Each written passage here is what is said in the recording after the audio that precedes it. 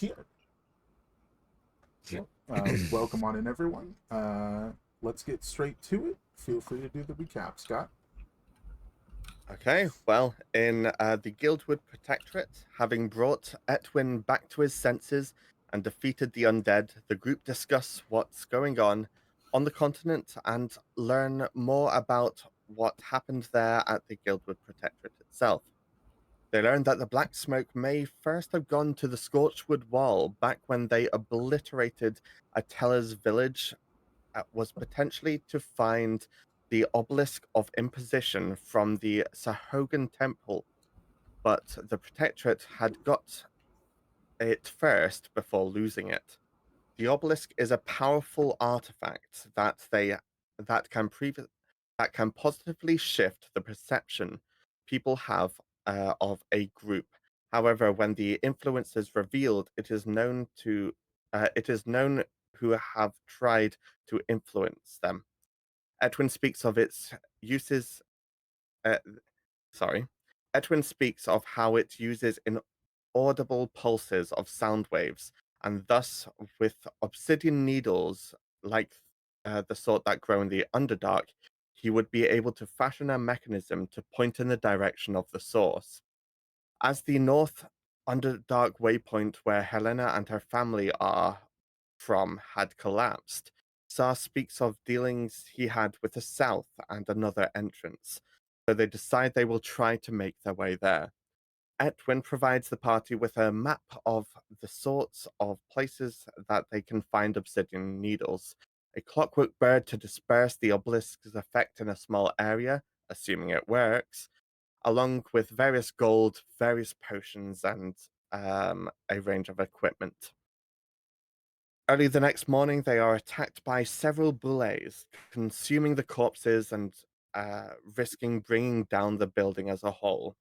The bullies are defeated, and leaving Etwin at the Protectorate to see what's left, the party leave, heading out on their boat towards the mainland. Or Uh, aim to leave, yes. yeah, that was mid rest the night before, not the morning of. But yeah, other than Mm. that, pretty much, yeah. Um, that is obsidian nettles, which are needle-like, had been the description. But yeah, just a slight Oh, difference in name and probably enunciation on my part. yeah. Mm. um, So we're trying to make a compass that'll tell us where to go, basically. yeah, I'm gonna bring back some bits to set it up and point you guys in the right direction, more or less. At the So we're moment, gonna actually have to return to that guy to make the compass once we get the stuff. that is correct. Yes. Yes.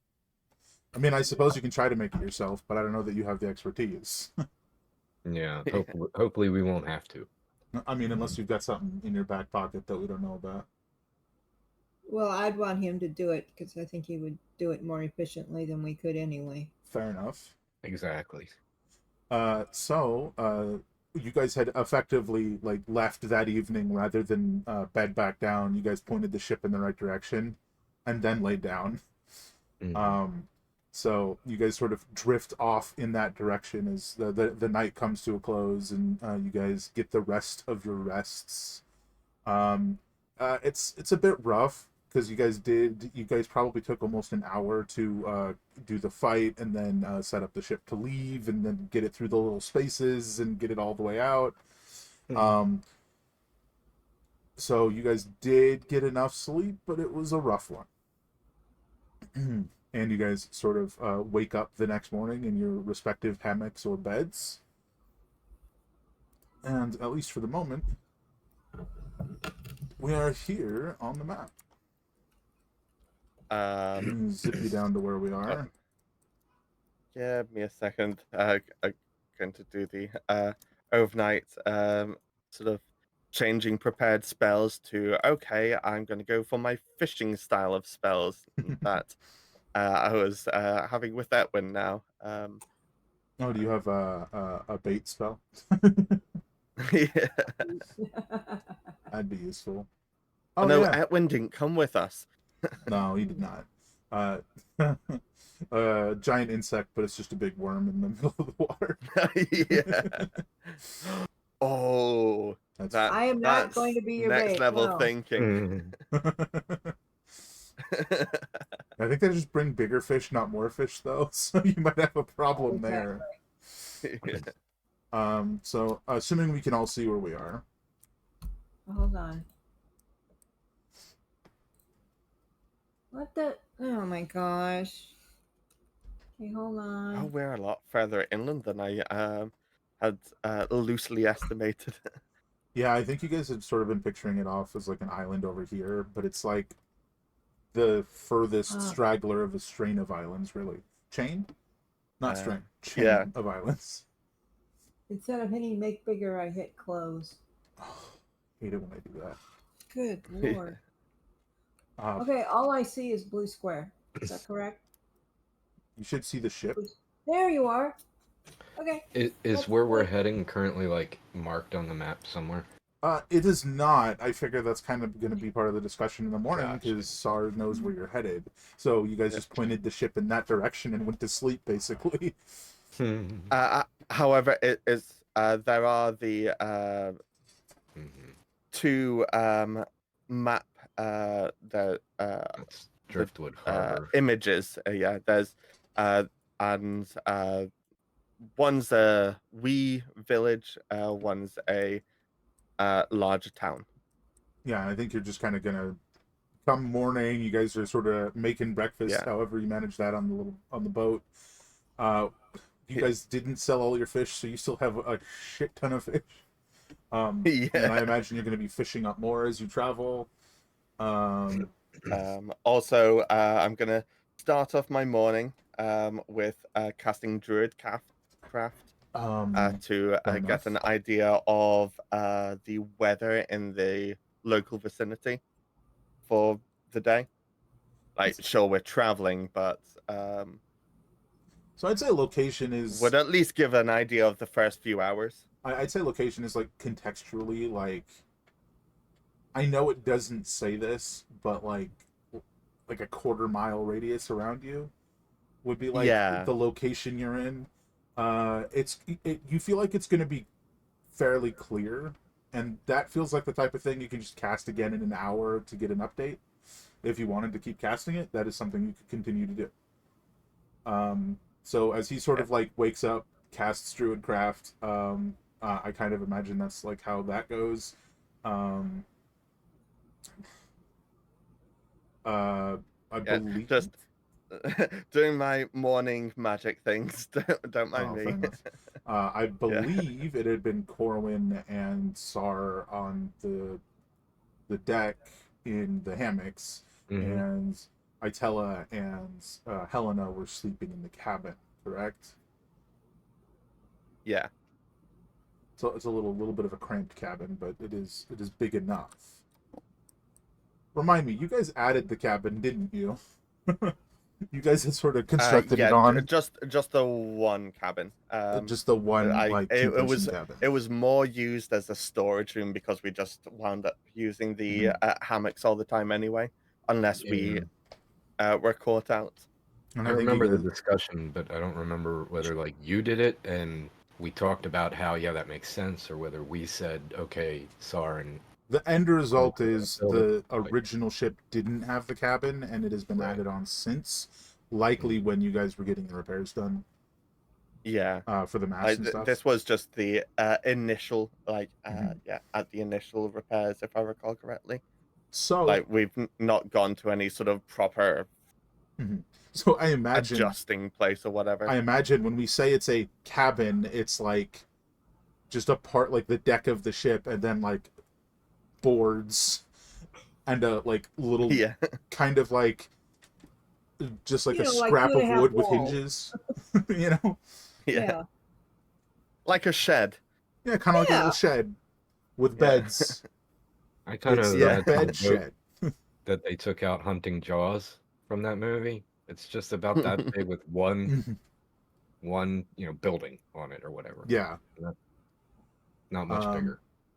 A little less squat and a little longer, but yeah, more or less. Gotcha. Because I'm picturing that boat right now. Yeah, that's about right. I haven't seen that movie in a long time. But from here, you guys can sort of just like do whatever you'd like, so long as it is on the ship, and have whatever conversations you'd like. And since three of you technically don't know where you're going, that might be the place to start as you guys are cooking breakfast. Where are we going? So I want to throw out there that actually real quick, Corwin is studying the navigational. So like hopefully by the end of this campaign, I think we had talked about that but I'm just making it so that it's out there. So every time Sar's looking at maps, Corwin's interested, he's learning, he's got navigator's tools. You know what I mean? So he's actively trying to, in the future, be proficient. Working your way there. Yeah. I mean, you're more than halfway there, if I recall. Right. But yeah, fair enough to remind. That is totally all right. Anyway. Sar. Carrying on from the where are we going question. Oh, sure. Well, either way, we're going to be heading south. But we've got some options there. So, yeah, I assume everyone. It was a hectic night since we last talked about it, but we all still on the same page of trying to get to the Underdark from the south. Yeah, that's our only option, right? So Yeah. you know where that is. So can Well, yeah. go on? Elaborate. Well, you see, So I know a guy. yeah. Where's this guy? Okay. So yeah. I've worked with various people over the years that have sort of come and gone from the Underdark, some wanting to make their way to or from the Underdark without being so noticed. We've got a couple of options though for where we want to land. Like there's this town that it's a large port town, lots of facilities there, which would be good, but lots Visible. of law enforcement there as well. Yeah, lots of eyes on us. Yeah. So we've got that option. There's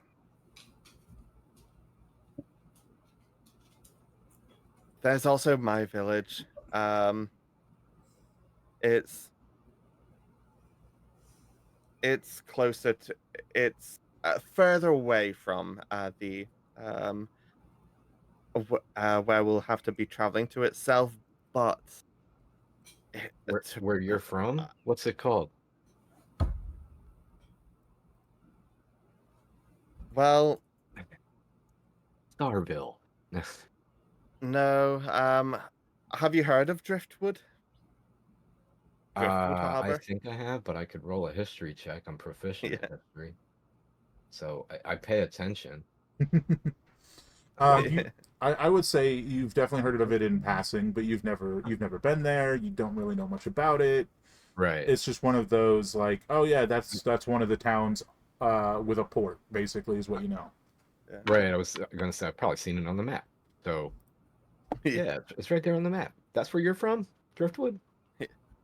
Yeah, it's a bit out of the way of most of the general travel. And yeah, like we'd so I forget, do we have we definitely have a physical map, don't we? You guys Yeah. bought it and Blue Cut ages and ages and ages ago. Yeah. So it's probably got lots of little dots and whatnot on it at this point, and so I'll open that up and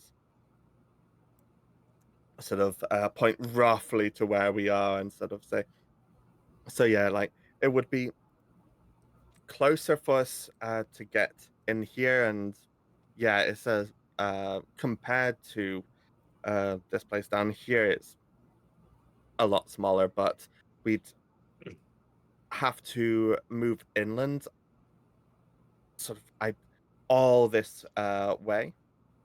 Um, but I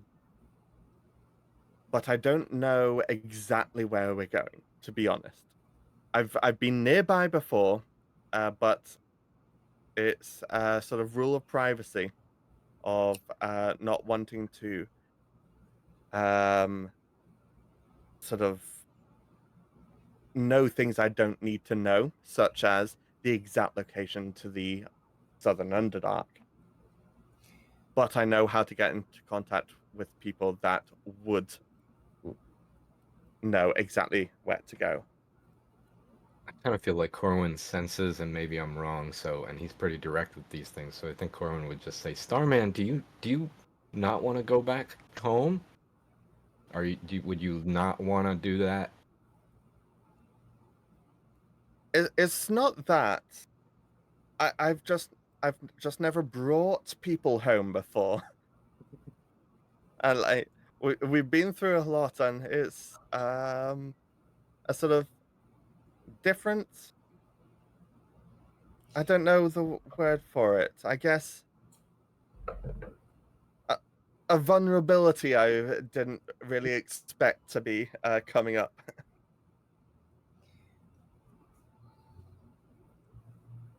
And Corwin just nods in understanding. Well then, We need to go where um to a smaller entrance that's less known. Does your So it's less likely that they have shut it because they didn't know it was there. So would your person know of what such a place? Yeah, it's definitely a thing that will be known because Okay. these sort of jobs and sort of bits of jobs that um, they don't other people don't need to know about. That's very much the way that these jobs work. You just And I would probably no prefer not questions to in know. moving people or things from spot to spot. Mm-hmm. There's this route definitely towards the Underdark, but have not needed to go into the Underdark. I'm just helping people get to that area or from that area. Okay. But they definitely know how to finish off that route. I do think it would be beneficial to avoid eyes, to avoid potentially running into brainwashed people. The fewer brainwashed people we have to deal with, the better. And I think the bird that we were given, I forget his name at this point, but he said basically, I mean, it's not even, he's not even sure it'll work. So the fewer people we have to test it on, even the better. Yeah, Etwin's little Edwin. toy that he made, and Yeah. and that's uh, robot bird or something that he gave to you. Yeah. Tweety. That is actually something worth noting. Sorry, you would realize that the other option that you had sort of very passively mentioned would involve a lot of like cataloging of ships going in and out. So the whole idea of like eyes on you would be there, you know. Yeah. Just to bring that full circle. Which Yeah. again, And if so you yeah, so we'll also sort of mention that yeah, um, the other option, while it is definitely closer to where we'll be headed, um, yeah, there's like various locks, sea locks for traveling into the harbor itself. If they are under the impression of the obelisk The influence. and Hmm. that Mhm. would not bear favorably for us at all. Mm-hmm. I agree.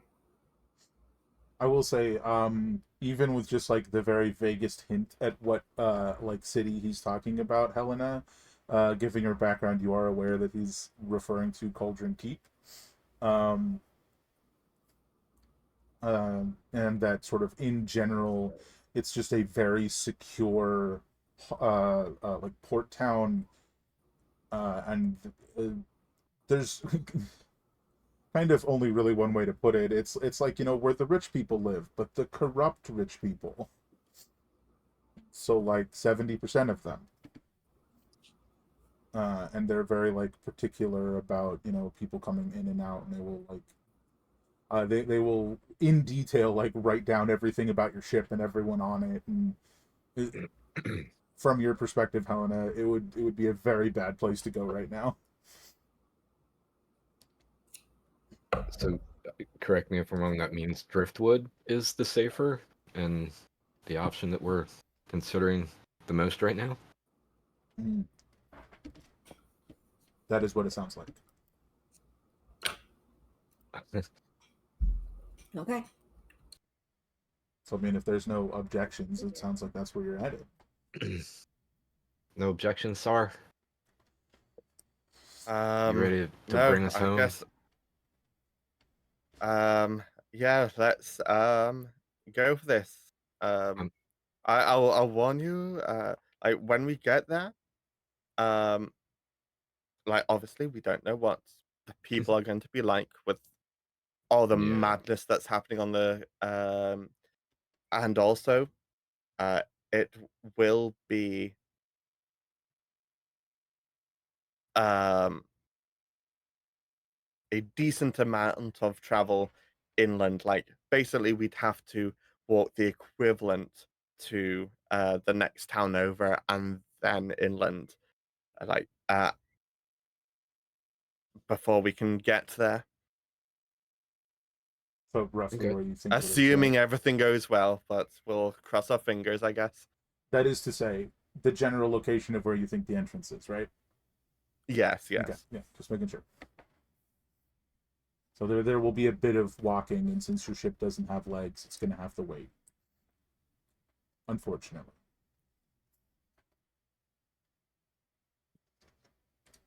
Well, But I yeah, mean, we've already been to Helena's home, and we've already been to Itella's home. Now we get to go to your home. My home is off continent, so my home is right all here right. on this boat. Yes, let's go to your home next. I've never been off continent. That sounds great to me. Well, like I said, my home's here right now, so you're already home. So take my home to your home. Introduce us to your family. I mean, aside from that, presuming none of you guys want to have any conversations or anything, it's a very uneventful day. Probably get a little bit of fishing in, get a day's worth of food for 4 people. Although you probably just eat from what's already in a pile on the ship, to be honest. Pile of fish. The whole pile is just gone now. But it's a relatively speaking uneventful day. Unless there is something anybody wants to say and or do.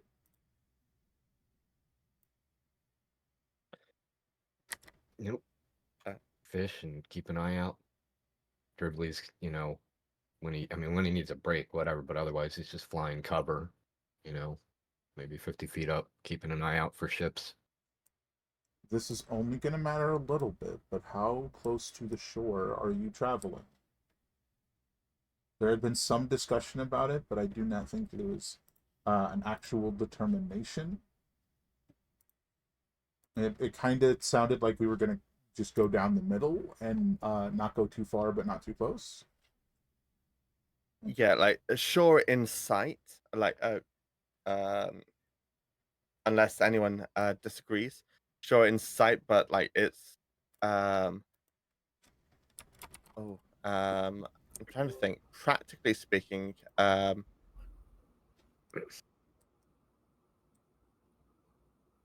maybe sounds like right. what do you all think about 5 miles offshore? I think just relatively, I'm not sure what the exact distance is, but it's either will we be visible from shore or not, is then what our decision, whether or not it makes us not visible. I think we should not be visible from shore if possible at all. We shouldn't be visible from anything, that isn't actively at sea or air searching for us, if possible. But I don't know if our ship is capable of being on open ocean. We're a pretty small ship. A little Yeah, bit, but not that's too my far. concern. Yeah. Like it all depends on the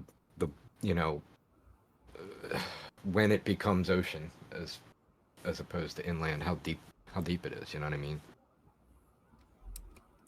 Because this boat is small. I don't imagine this boat can handle open ocean, to be honest, unless it's quiet, calm waters. But all it takes is a storm. I mean, you're not going to be able to go like 200 miles offshore, right? Mm-hmm.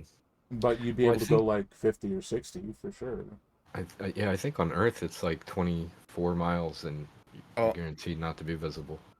I just realized we've got a um 25 miles, something like that.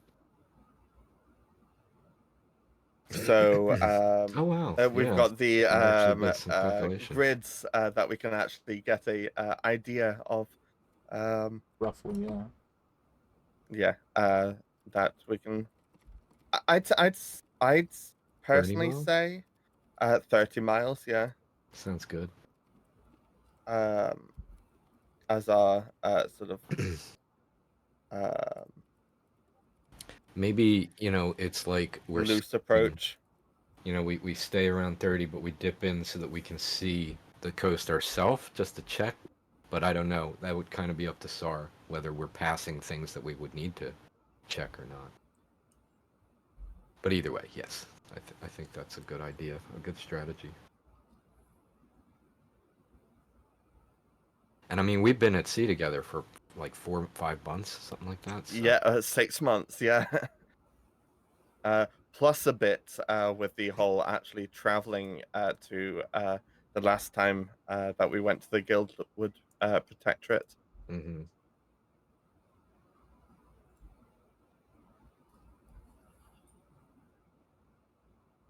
So like So 30 miles offshore then is what it sounds like to me.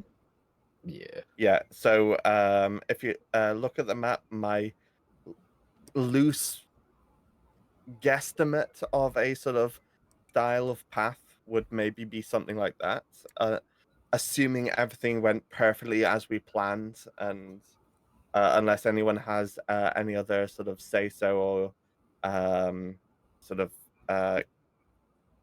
idea of how to approach it. Yeah. I mean, does anybody else have any input? Sounds good to me. Does your town write anything down about people that come in? Does Not driftwood usually. track? I mean, if you, Driftwoods. it's the kind of thing where like if you go in for repairs, they'll be like, okay, this ship, and then Make typical, model. typical you paid for a service, receipts and stuff, not in detail. Okay. As long as you don't pay with a credit card. Yeah. Yeah. And yeah, under the counter cash is always beneficial. And I'm thinking wherever we go, like Helena, I'm sure, or I'm guessing, I'm kind of assuming, is probably good at deception, so she can disguise up and just blend in. Maybe Helena can do the same. Excuse me, Itella can do the same. Corwin is unfortunately not, but I mean, I don't know. He could just pull his hood up, try to hide his face. Didn't you try But in the bar? They were like, I don't believe you. I mean, potentially. okay, sounds like Talk your way out we of need it. to play poker on the way there. Just practice a bit. Work up that deception. Yeah, I mean, plus I remember there was a conversation about Helena using the ring that Etwin gave you that will turn you into a little gnome, and then Itella just Oh, turning yes. into like a little some kind of animal and being on your shoulder. I don't remember what she said. Right. And sort of like just being stealthy that way. Mm-hmm. That's what I remember. I just don't remember the specific animal, but yeah. I Which is completely viable. forgot about the gnome ring. Oh yeah.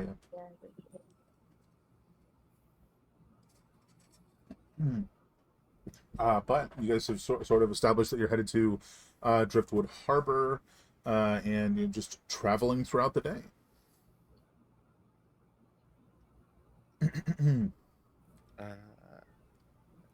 But I do have a question for you guys.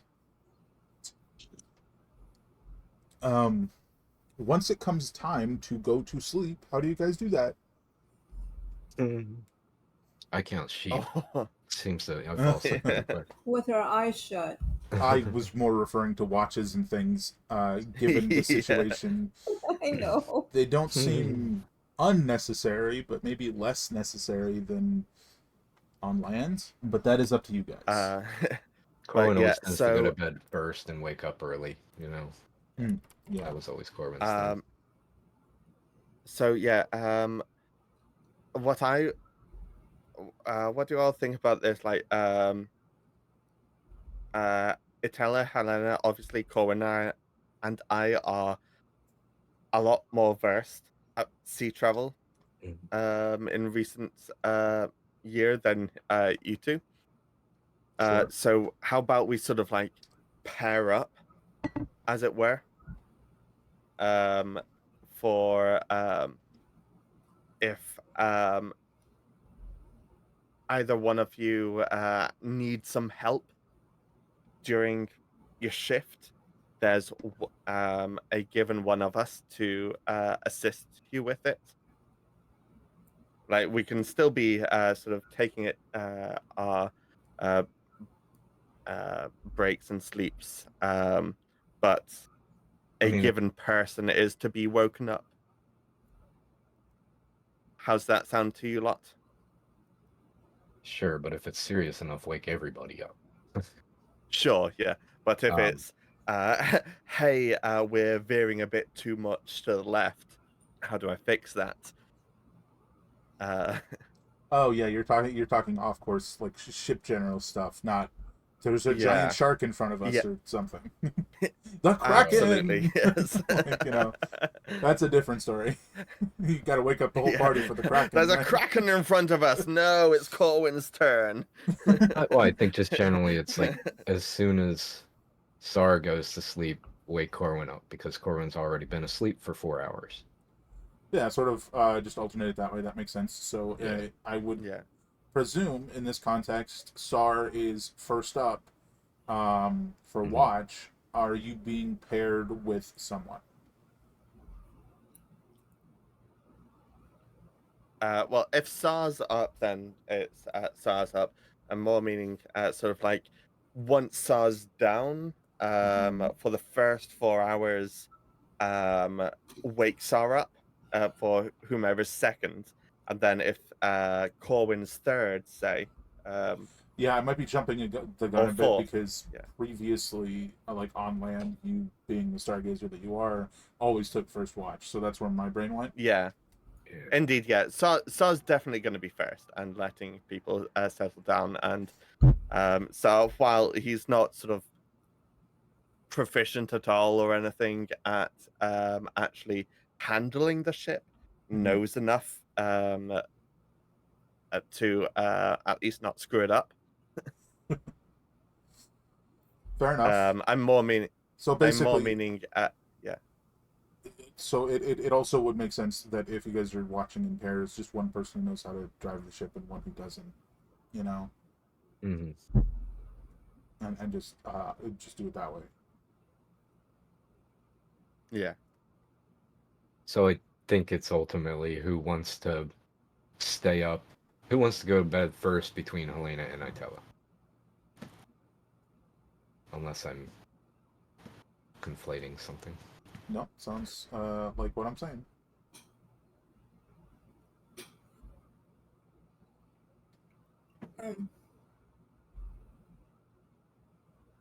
I'll take first watch, I guess. Okay. It doesn't matter to have one of like those. I heard it doesn't matter. You're a little hard to hear. Yeah, you're a bit low. Yeah. Yeah, so Okay. But So- she's just like she doesn't have a preference. Gotcha. fair enough. I think that's generally the way it always was. Sar, Itala, Helena, Corwin, order. As far as who was on watch. Yeah, I'm remembering the Weirvin encounter being you, Corwin and Helena. Hmm. So yeah, I think you are correct.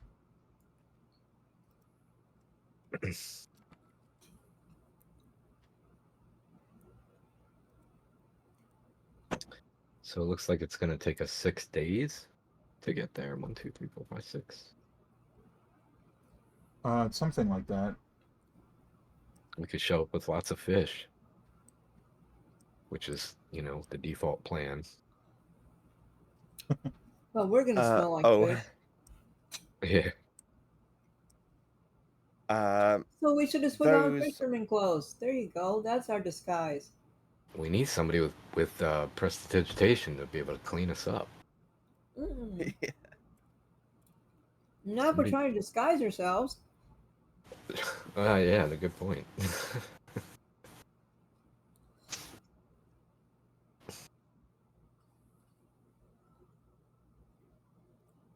Yeah, I mean, from there, if there's nothing else you guys want to do, you shall be bedding down for the evening. Corwin's gonna carve and weave a suggestion box for A suggestion. for the name of the boat. And Oh, he's gonna put it on the boat, and so everybody just at their leisure they can just throw a name in the box. I could And, see. I could see you making that, and pirates attack us, and they think it's a treasure box.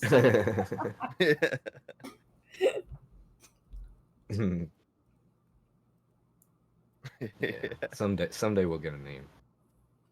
But yeah, we'll I don't know. We'll Because currently, yeah, we've just been sort of calling it Corwin ship every time we stop. Yeah. on the map it's the question mark.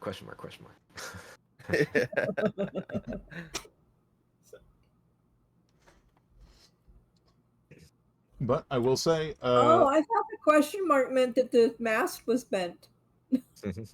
Yeah. not anymore.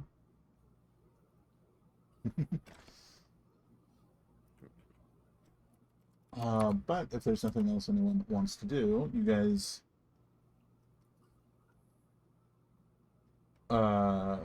guys, being Sar and Itella, take up your watch, and Corwin and Helena lay down for the evening.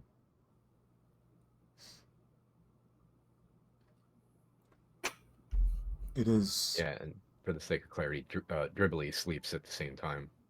So, Dribbly's not on watch during this period.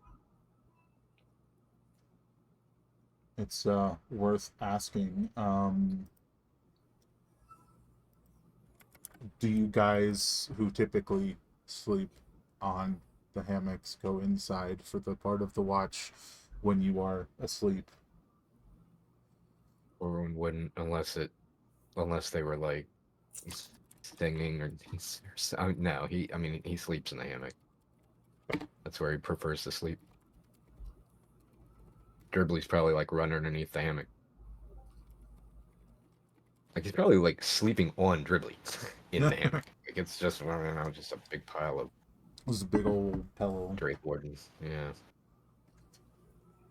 Well, aside from Sar sort of like staring at the stars and then occasionally finding himself looking down at the open ocean reflecting the stars, and definitely sensing a familiarity there, like now like never before, looking into the ocean, it feels like a part of you is reflected back at you, which is interesting. But it's it's a very uneventful watch.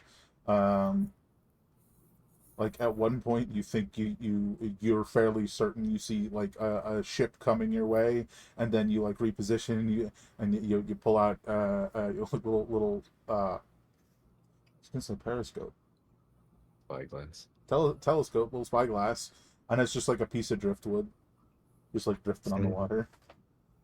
Very uneventful without anything occurring during your watch.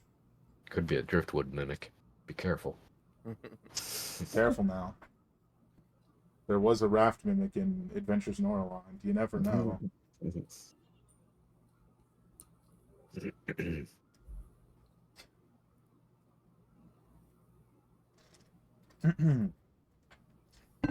um, so, I guess you guys are off to watch switch.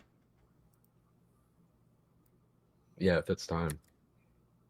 Yeah, it'll be time.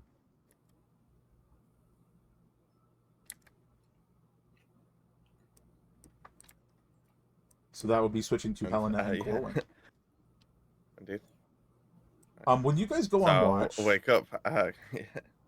this I'll is wake up Corwin and it's Helena, I imagine, based on history. Yeah, Corwin and Helena would be on this watch, I believe, unless I'm mistaken. Yeah.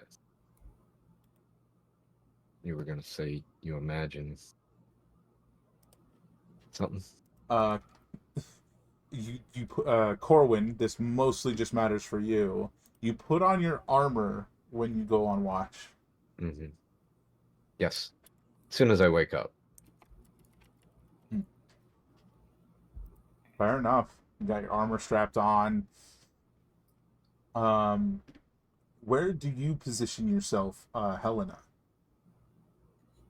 Are you like sort of just sitting on the guard of the ship, like the guardrail? Just looking out at the ocean. What you doing? I think if I wasn't in danger of like falling through and squishing somebody, that I would sit on top of the cabin area. Yes, I think you can do that. I think you are absolutely capable of doing that. Can I get both of you to roll me your perception check? Alright, what did you say? Even with your passive, like you're gonna notice it either way. It's more just a wow. It's just a time, like how quickly you notice it scenario. I slept very well. Eyes wide open. And yeah, that is Helena as well, if you did not catch that.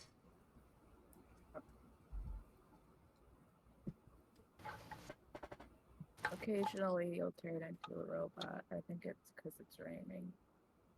Oh, it could be. Maybe I'm just a robot at heart. Yep.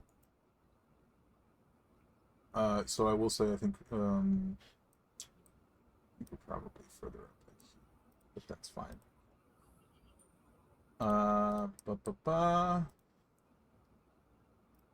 Open this up.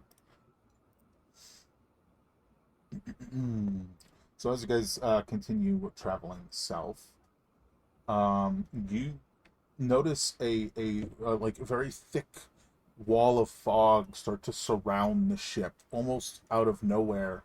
But you guys both notice it before it's fully surrounded the ship.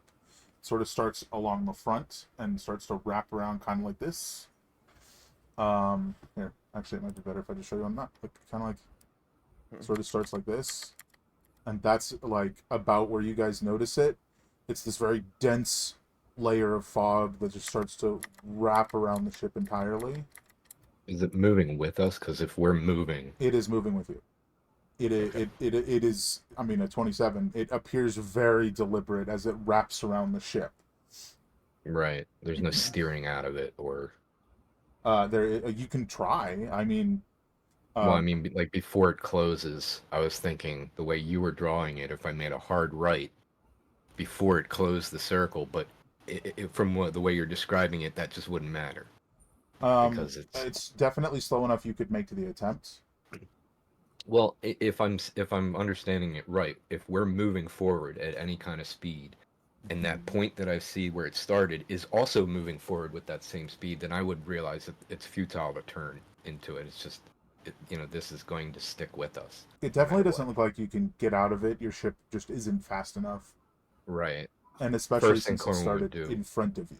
Right. Anyway, Right. Go ahead. After like that thought process, he would just rule it out immediately. He would make sure do something to wake up. If they've gone asleep, if it's been time, but wake the other two people up. Oh yeah, to be clear, this is probably about an hour into your watch. An hour, okay. I I'll would knock you know on s- the top.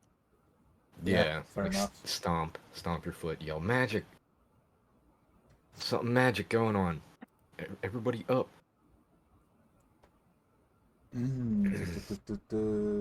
It's slow enough that you can like sort of like pound on the thing and wake them up, and if you hadn't been in armor you could start strapping it on, but you're already in your armor, but you get the point. Eventually it fully wraps around the ship, and then from the front, just as the other two of you, did the two of you wake up, or are you I stubborn don't know. Oh, no. Saul would have been on the exact same sort of hammock that Corwin was on prior to prior to waking him up, as in like the one by the. You're on your own hammock, not on his hammock, just to be clear. Maybe Corwin Oh, nudges Dribbly and Dribbly screams, like Dribbly lets Yeah. out like a dragon cry. Um, and wakes But everybody up. the hammock closest to the sort of sheltered area, but still on the on one of the outdoor hammocks. And I imagine Corwin probably being closer to you because Helena's sitting on top of the cabin. She's a bit further away, so Corwin just like shakes you. Is this a scenario you wake up right away, or are you very stubborn about it? He doesn't need to shake me. He can just kick me and flip me out of the hammock. I just grab him by the nose and shake his head. Yeah. And sort of snap awake.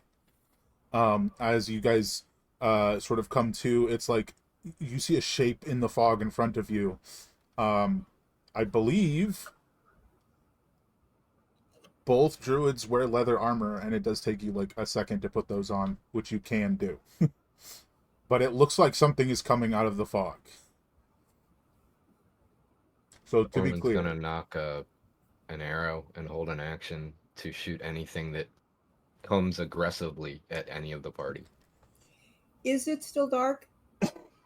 definitely. Yeah, Excuse So me. we're Sorry looking about at a fog in the dark. 2 a.m. I mean, yeah, it's still dark. You got like full moonlight, but Yeah, stars. it's dark. But you can clearly see the wall of fog that is now wrapped entirely around your ship. Yeah. There's a distance, and I think this is probably what made it very obvious it was moving with you, Corwin. There's a distance of like, I don't know, like 5-10 feet between the ship and the fog. So it became very Right. obvious that it was moving with you because you weren't going into it. Right, yeah, exactly. Anywho, as you guys sort of like strap in your armor and ready up, numerous hooks erupt from the fog. They seem to be connected to chains, and they like latch onto the railing of your ship. And a ship bursts free and your ship slams into the front of this ship. I don't feel like Corwin would have tried to shoot a hook with his action, but I don't know whether he, it's up to I you. mean, you said aggressively, and a hook is coming aggressively. Give me That's what give me a roll. I mean, And, I don't know that it would do anything, but it would I spin an mean, arrow. you'd have one less hook on your ship, potentially. Oh, you 29. definitely hit that hook, knocking it Yes. like clean out of the sky and just like, splashing in the water. But then like four more hooks, or three Right. more hooks, like 1, 2, and then like one at the very front. So like hooks around. You managed to get the one that was like going for your mast. Nice. This ship that erupts out of the fog. It almost appears like a massive galleon, but it's like half submerged, and your ship slams into the side of it. It's underwater. It Submerged. appears to be like wreathed in spectral energy. The top of the ship only being about 10 feet above your own.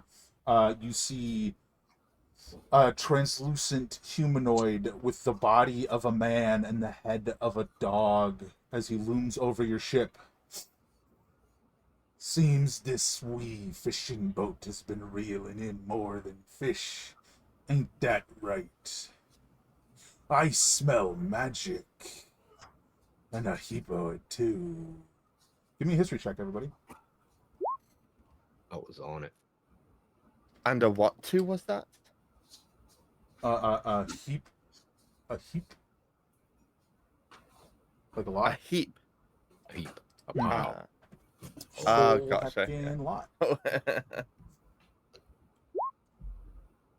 This is Davy Jones. Sorry, you said I smell what? Magic.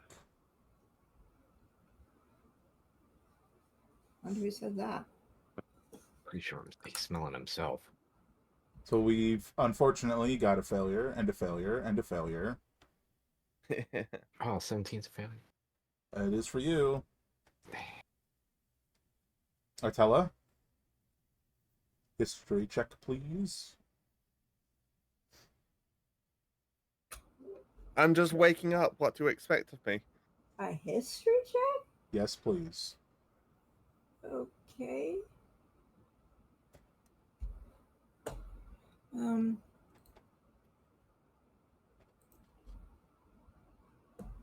Sorry.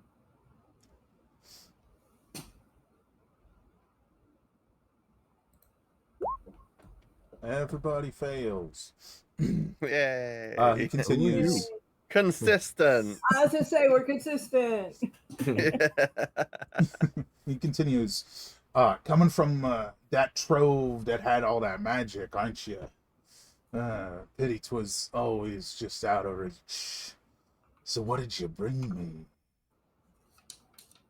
Fish. You want some fish? Says you're a fisherman, right? He howls into the sky, and then his gaze snaps back at you and the rest of the ship, Corwin,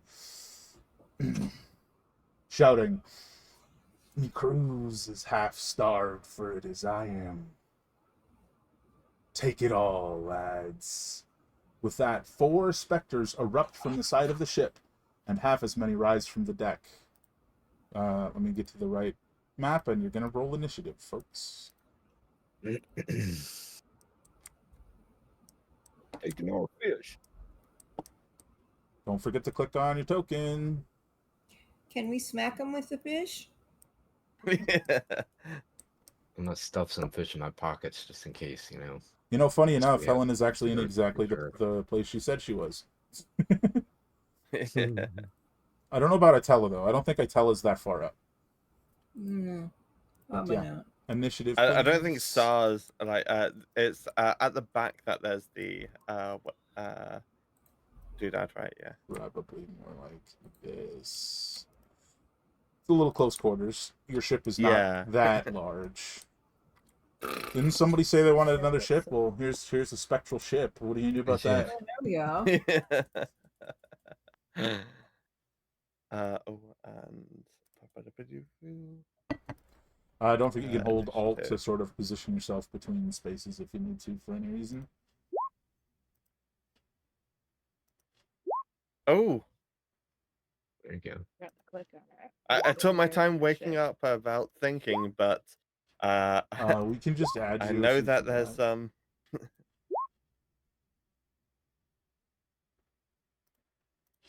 We can just add you if you forgot to click on your token. Oh no, I just did it.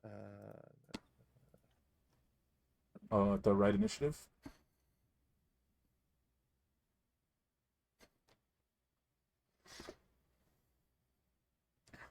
All right. Looks like everybody's in then. Are we all in the right spot? Yes. I mean, sure. All right, Sar. I have no idea. Let's find out. It's a small Um, boat. Yeah, I don't know. Well, you rolled a Uh, 4. You're at the bottom, so yeah, I'd say you're in the right spot. Okay. There's now 4 spectral swashbucklers standing on the deck of your ship, almost like half floating, in fact, wielding a scimitar, each wielding a scimitar. Sar, you're up. oh gosh, don't wake me up for this! And gonna cast Moonbeam, 4th level.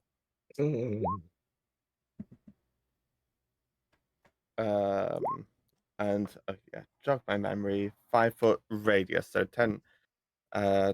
Essentially 10 by 10 square. Oh, or that.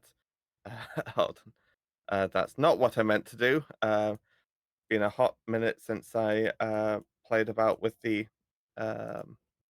measurement things. Seems No, much. not center. Corner. Nope, not that either. Edge. I think it's the 4 squares, right? It's just the 4 squares, so it's gonna hit those. Yeah, I'm trying to get the 4 squares, but why is it fighting me so much? It's just being stubborn today. Yeah. That would work. Just start from the middle. Okay.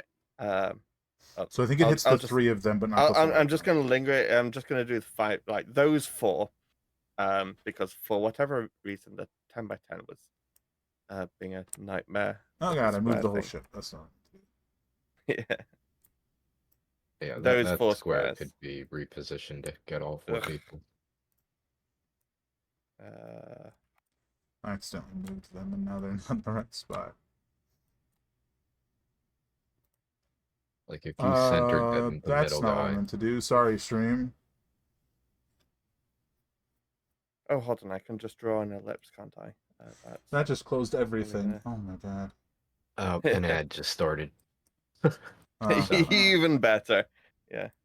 Good Oh, time. and this has no opacity. What the? Why? It's filled, probably. at least initiative stayed If when I do clicked on a thing.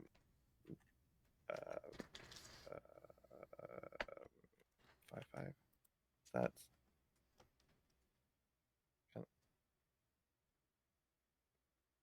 it's got to be a new one.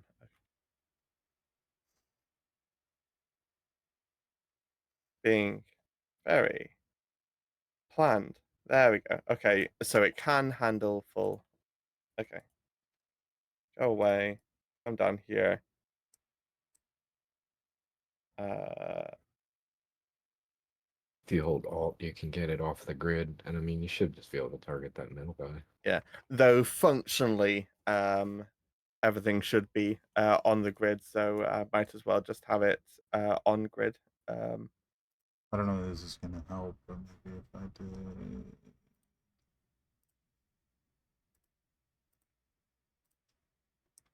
Oh, not really, because the ship is an object right now. Here, I can send it to the. And the ship's on. Okay, the ship could be under the ship. It is like spectral energy, sort of like whipping out from it. So yeah, it could be.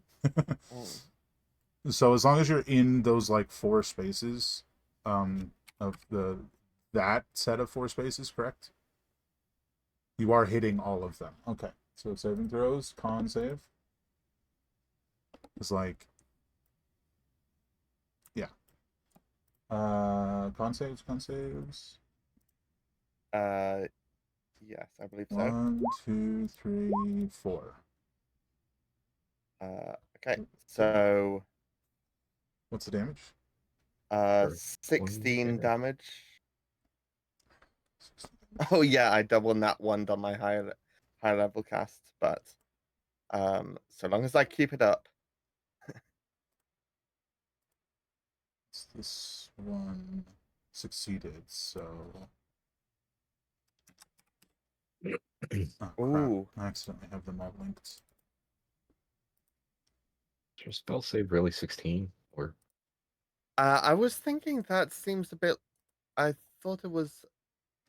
that, No, it's that's what my 18. I spell don't know save. why it's saying it's 18, DC 18.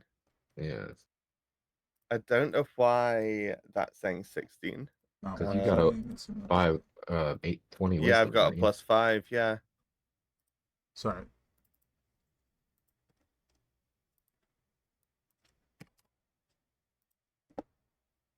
Okay. And this one's I don't know if this is relevant or not, but they've got there's the whole thing about their sort of true form. Oh yeah, they're straight up. They go from like looking just like normal pirates that just happened to phase through a wall to just straight up looking like ghosts. Yeah. You got ghost pirates on your hands. All right, I believe that's it for you, right? Hold on. That's Oh, I. action. Oh. Well, no, that's my action. That is your action. I can bonus still. You know what? I think I'm gonna do something I incredibly rarely do, and starform into dragon starform. Hmm. Oh gosh, how do I do this again? That's a good question. Yeah.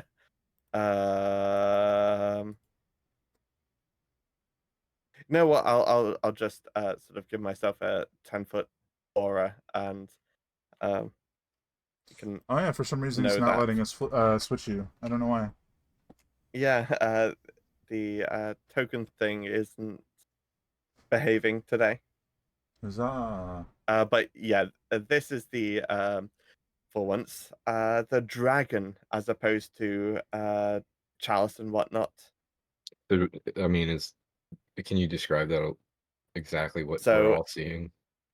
yeah, you're seeing as usual. Star is having these bright shining points come from his body, but in this case, there's like these the sort of glowing ethereal like smoke is acting more like wings coming from his arms, and the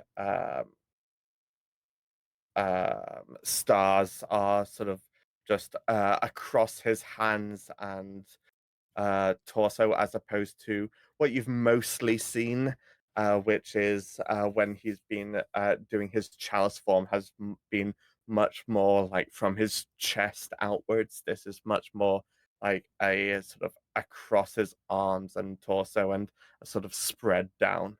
Like one of those Sort of. cloaks that like loops on your finger. Gives you like wings. I can picture it, but I don't know the name of it. Yeah, that's a good way to describe it. Yeah. Very cool. Nice. Smoky starlight. Stardust even, actually. Could be. Yes. But that's your action, your bonus action. Very And little space to move. there's but... no movement to do, so yeah, that's me. I imagine inside the little cabin, the beds are actually wall to wall, so they're not like half the space; they're the full space. But I just noticed that they're kind of squished. At the end of your turn, he's going to use all 3 of his legendary actions. He this humanoid Like with the head of a dog right. is like a brandishing a hatchet in one hand and a hand crossbow in the other, and he sinks into his ship and then suddenly erupts outward at like absurd speed, and he's going to zip over here and he slashes at all of you. Give me a dexterity save, everyone. Itella, you have advantage because you're sort of like half covered by being in the doorway still. That's a good roll. Plus 10's nice.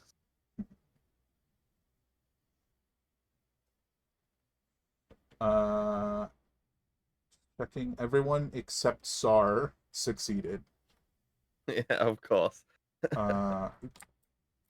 So you guys are going to take half. Sar, you take the 19 slashing damage. The other two, I'm going to use my reaction to use absorb elements. this is slashing damage. You cannot absorb slashing damage. It has to be an element. Right? Am I incorrect? Yeah. Triggering damage type. There's a interesting. different one which is protection from energy. Cool. So Looks like the same thing then.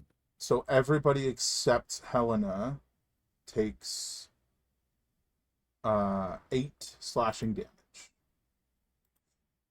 And everybody except Helena has to make a constitution save. I thought that was specifically elements. To clarify, is... am I oh, hold on. Yeah, I just I saw the restriction. I didn't realize it's oh, so, why is it in casting time? It's a weird place to put it, if you ask me. Yeah, it should be only in the text or in did both. just drag that over. So okay, yeah, I didn't. Okay, that explains why I misunderstood it, because it was hidden in casting time for some reason. So because I definitely carried that over from understandable mistake. It's a weird way to format it. I'm editing that format, but okay, yeah. So never mind about that. Okay, so you take the full 19 rather than 8. And you also have to make the Constitution save. Yes. Con save. Okay, so Corwin fails. So Corwin also takes 4 poison damage. Yes, Does it that really was matter 19 that it's poison? That was 19 damage to Sal. I don't know. Yes, it was. 19 I mean, I'm not poisoned, right? Like no. It's just gotcha. It only matters if you're resistant to poison, and I don't know that you are. And then he just phases through the deck of your ship and just zips back through and pops up on his own. Hey, get back here, Corwin says in Dragonese. Those were his 3 legendary actions. And then it's his turn, so he gets those back. He is going to... I think he's just going to make 2 attacks with his hand crossbow rather than switching things around. He doesn't have advantage, so he's just going to shoot at, I think, probably Corwin. Because, like, visually to him right now, you've got a cloak, you've got a bow, a sword, a shield, and they're all magical, and he wants them, so he's shooting you twice. Oh, and not rolling very high at all. Yeah, they miss. That plus 11 did a whole lot of good, didn't it? That is his turn. He's just gonna stay right here on the deck of a ship. It is I mean, I am the smallest thing here. this guy's turn. He's starting his turn in Moonbeam, so con save. I'll 20. roll its Yeah. thing. Is that Moon- no damage? Or that's a save, I think, for half. Yeah. You notice these guys are very If it resistant to failed- damage, but they are taking damage. Notice that they're a little resistant to it, but they are taking it. Correct. This Yeah. guy zips forward. He's gonna make his scimitar attack against you. Sar, 16. I've had so many ACs over time. I think my current AC is 15. Yeah. Just double checking. Because yeah, my current armor is midnight hide, which is +1, and yes. And midnight hide is 15. Okay, so that's a hit. So yes, that's hits. Yes. 9 slashing and 5 necrotic. And I'm not even gonna bother rolling the concentration check for my spell because I'm in that form.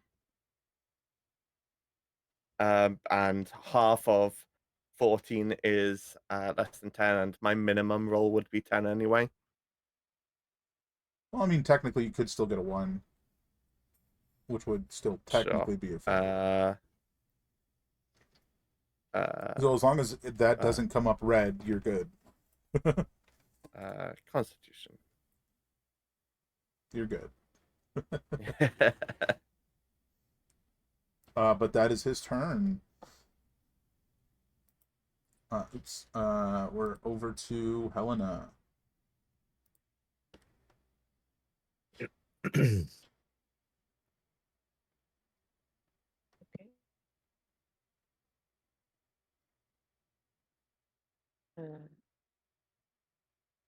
So the dog guy, is he the large one? He's this one. This one over here, I think. Yeah. So I think I'm gonna try to shoot him first. Okay.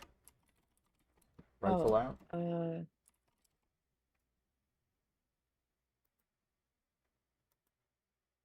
You guys frozen? Are we? Oh, okay. Okay. You froze for a second. Okay.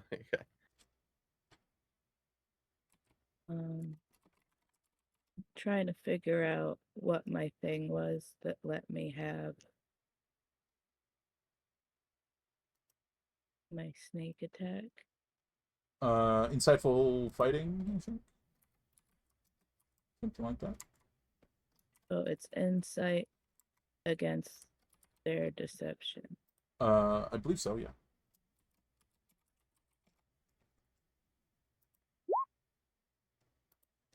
Versus his deception. Wow. I think he succeeded. Mm. He's a sly dog. Yeah, tricky. So no sneak attack, but you can't. You still get your attack and everything. That hits.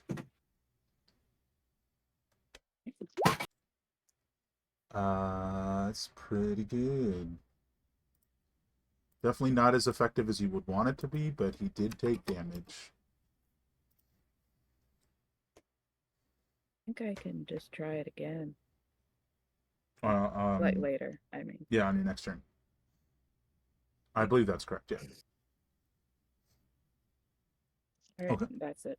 Okay, if that's it for you, he's going to use his Phantom Shot legendary action, which is 1 attack against 2 creatures. So it's the same attack against 2 creatures. This is against Corwin and Helena. It's he raises his crossbow and fires it, and this little bolt made of spectral energy zips towards Corwin. But it's gonna hit. I catch it in my mouth. So it hits Corwin and tears through him, and then zips and hits Helena because it's the same attack roll against both of them. For 12 piercing and 5 necrotic damage to each of you.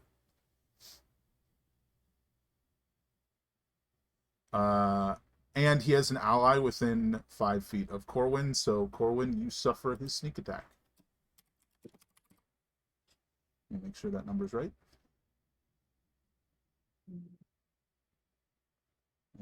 Can I What's up? react to do hellish rebuke on him? Yes. 27 extra damage to Corwin. Sneak attack hurts.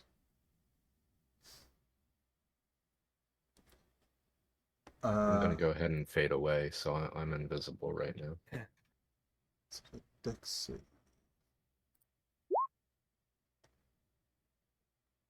Oh, he failed. So he's gonna take 9 fire damage.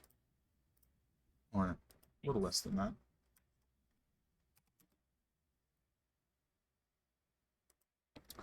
You guys can see the little 10-foot up marker right here, right? Yes. Oh, yes.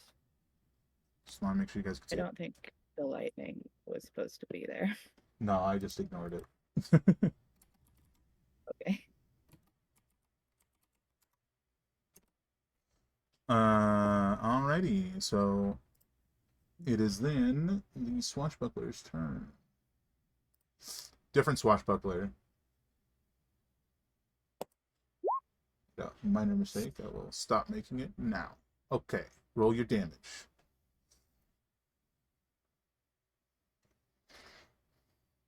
For Moonbeam. The Moonbeam. Yeah, sorry.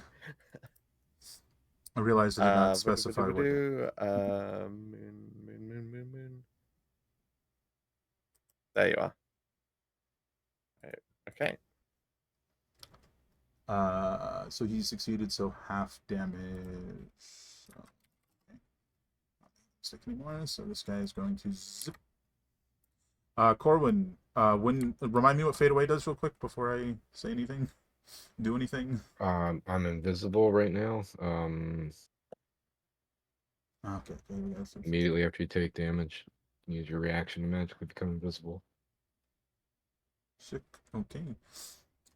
This guy moves forward and is gonna attack Sar. Then he doesn't like that moonbeam, Naturally. and he That's a misses. miss. Yay. Corwin, you're invisible. There's a guy next to you. He doesn't seem to know that you're there. Yeah. What do you want to do? I'm gonna go ahead and use my Dragomancy breath to give myself fire dragon breath. I'm gonna do my hardest, my best. I'm gonna try really, really hard not to burn the boat. But I'm gonna try to breathe fire on all 4 of these guys if I can. I don't know if they're bunched up in a certain way, but you let me know whether I can hit them all. That is the, remind me, 15-foot cone? It's basically just the spell. It's 15-foot cone, yes. Yeah, you'd be able to hit 2 of them. 3 of them, sorry. Okay. Not 4 of them. Okay. Yeah, there's no way to position it to hit 4 of them, unfortunately. But 3 is a yes. And you won't even hit Sar. I picture how you do this. You cast the spell, you lean forward, like in casting, your head passes the mast, so it's like right here, and you're breathing past the mast, so you don't light it on fire. Right, and that is a dex save. Top to bottom for these guys. 1, 2, 3. I think they all fail failures. For you. Yeah. Yep. Yeah, 3, 6, 11. Ooh. And Well, they all failed, so that drops that guy. That drops that guy. This guy is hurt.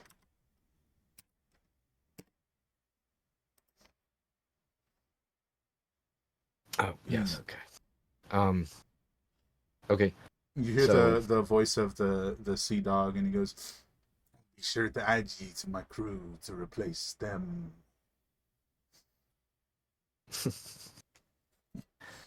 well, the dragon breath was bonus. Breathing, it was action. Oh, did that drop 2 of them? Yeah. Okay, so those 2 are gone.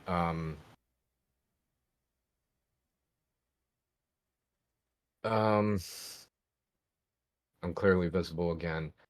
I'm gonna stow my bow, and I don't know that I can actually do anything like that because I've used bonus in action. So all I got is movement. So I'm holding my bow.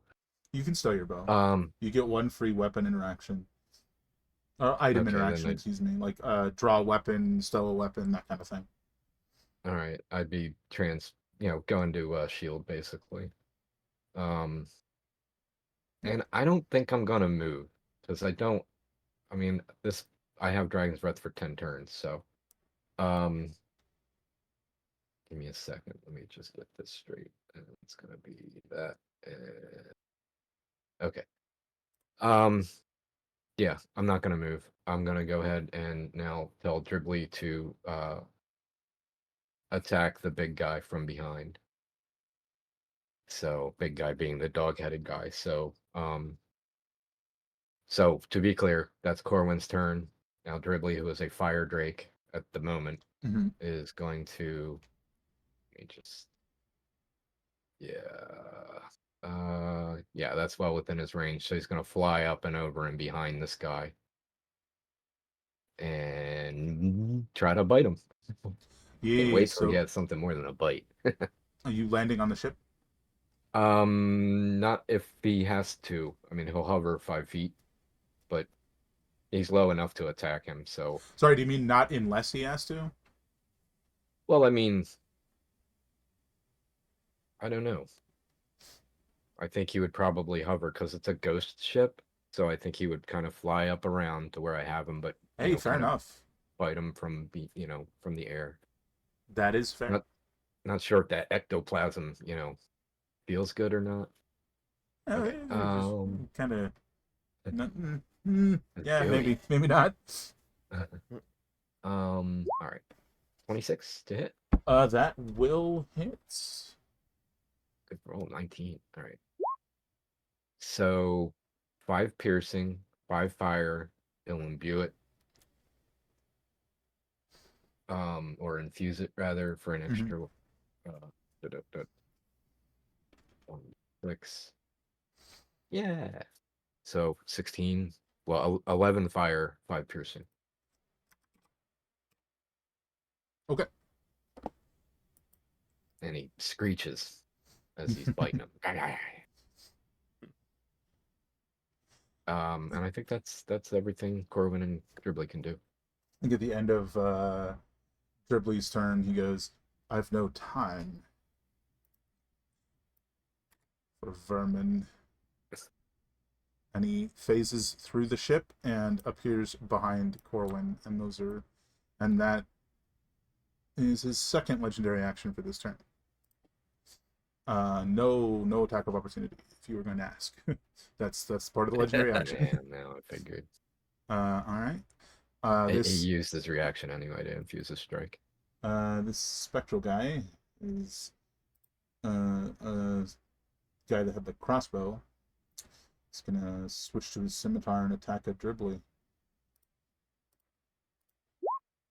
23. Yeah, that'll hit.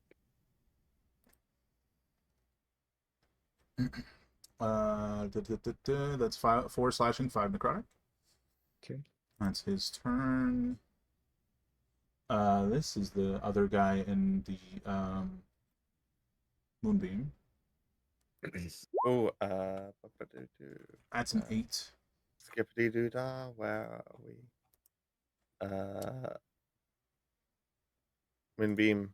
There we go.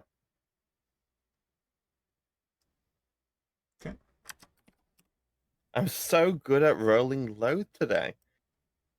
This guy That's 3 2s on D10s. takes damage, rushes out, and is swinging a sword at Sar. 23. That's unsurprisingly a hit. 8 total damage. Still a con save, as long as it's not a 1. You're good. And oh, I just remembered 2 things I've also got. It's all good. That was 8 total damage, right? Yeah.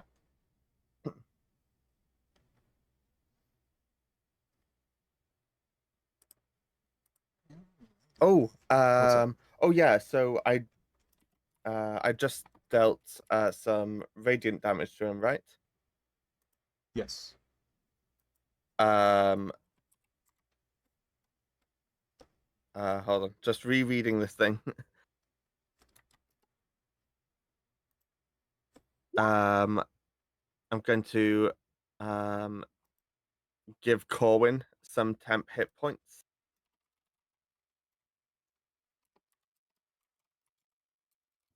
Anytime you deal radiant, radiant, I'll use one of these, and it's D4 plus my charisma, so D4 plus 2. Yeah.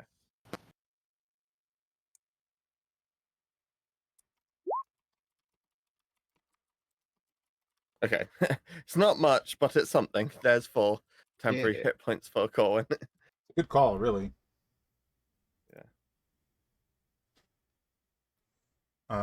Because at the end of this guy's turn that just stabbed at you, the Sea Dog uses his last legendary action, number 3 for this round, to do a slash attack at Corwin. I should say, a brine encrusted hatchet attack using his slash legendary action. 27 to hit. Yeah, my AC is only 20, so It's only 20. 7 slashing, 8 poison, DC 13 Constitution's save to have the poison damage. I'll let you do that before the sneak attack triggers. I'm not good at Constitution saves. That is a failure, so you take 15 damage plus 28 sneak attack damage. Yeah, I'm down. Oh, the Sea Dog has dropped Corwin. Be seeing you in the mess tomorrow. All right, this guy's going to take a crossbow attack at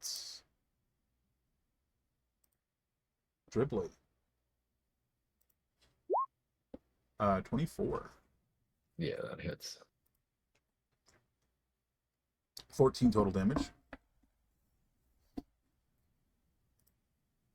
Oh, look, this guy's starting in Moonbeam. Oh, yeah. But the 2.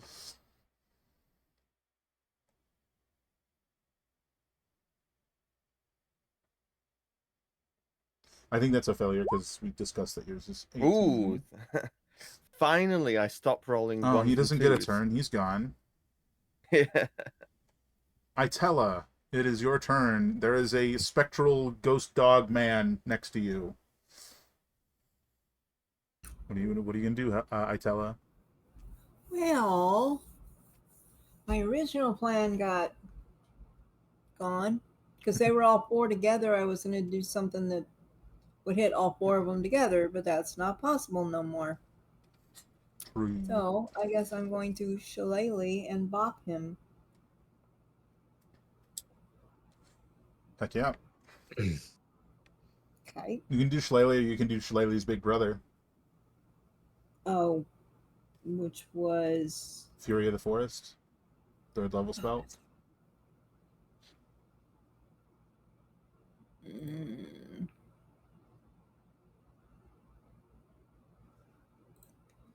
mm,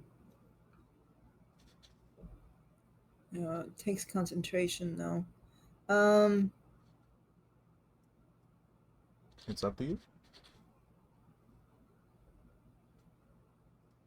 Yeah, let's go ahead and do that. Yeah. And if I end up dropping it, I'll switch to the other one. Yeah, Do I need so to put it if I remember in correctly, chat? on the first sheet where all your attacks are, Fury of the Forest is there. Yeah, it is. Do I need to put it in chat before we do that? If you want, I mean, I know what it does. Oh, okay. It turns your club into your staff into basically a small tree. Yes. That one, yes. Has Okay. been used before, yeah. Yeah, I think just the one Just to time. let you know, my extra monitor is flickering really bad. Ooh, that sucks. Well, that means I have very intermittent sound. Ready, set. That's annoying. No advantage, but that is a hit. Oh, sorry. We'll Let me just, take that off right ignore the now. second number. Okay. Yeah, I've been working on that. That's why I was silenced, trying to figure out how to make it stop it. All right. All right.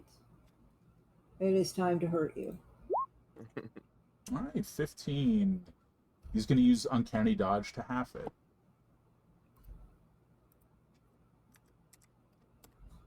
And as a result, that did not seem particularly effective.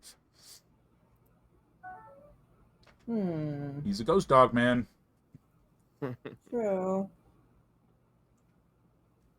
That's all I got right now. Fair enough. We're back around to Sar. Ooh, I'm pretty sure if I want to move that moonbeam, that's a full action. But we've got Corwin downed, so I've got my priorities. So yeah, I'm going to cure wounds at 3rd level on Corwin. Hmm. So that's going to be that plus oh, I thought I had a button. Oh, there it is. Yeah. So that's 20 healing. 20 points to Corwin. Corwin pops back up Yeah. and screams, "Don't kill me again!" in Yeah. Draconian. For context, here is this within I the whole sort of range on the ship's a bit sort of funny, so I just want to be clear. Is he within arm's reach of me? Like Yeah. attack range? Yes. Vice versa? Indeed. Okay.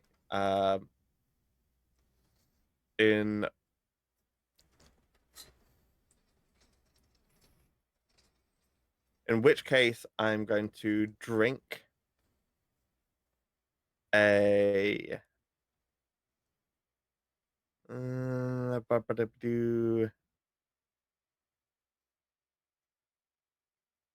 regular potion, a greater potion of healing, which is just need to jog my memory. Potions, that's a 44 plus 4. Hmm.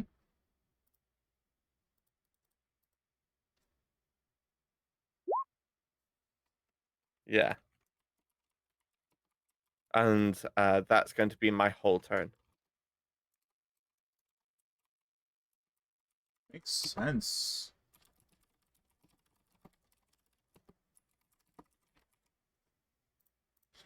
All right, it is over to the Sea Dog. Let me just double check this. It's not that.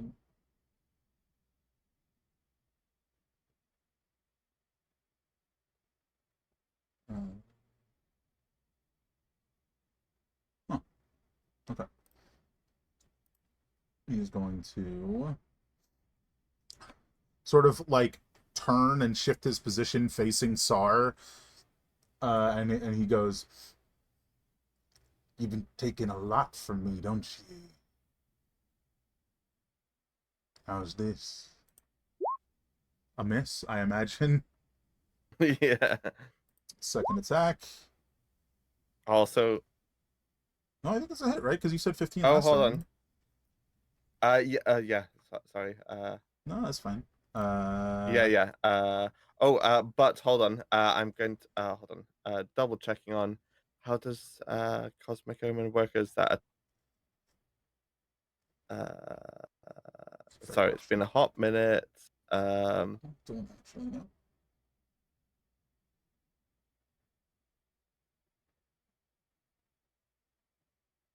Yada. Can use your Oh, action roll, do something okay. special to roll. About to, and I didn't sort of do it in advance. Fair enough. All right, so that's a hit. Give me a con save against that poison damage. I mean, to half that poison damage. Ooh, nice. All right, so you half it. So That- that's 14 total damage from the initial attack.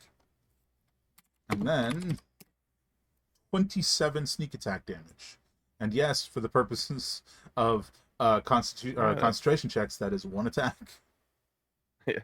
So minus 40. 14 and minus 27.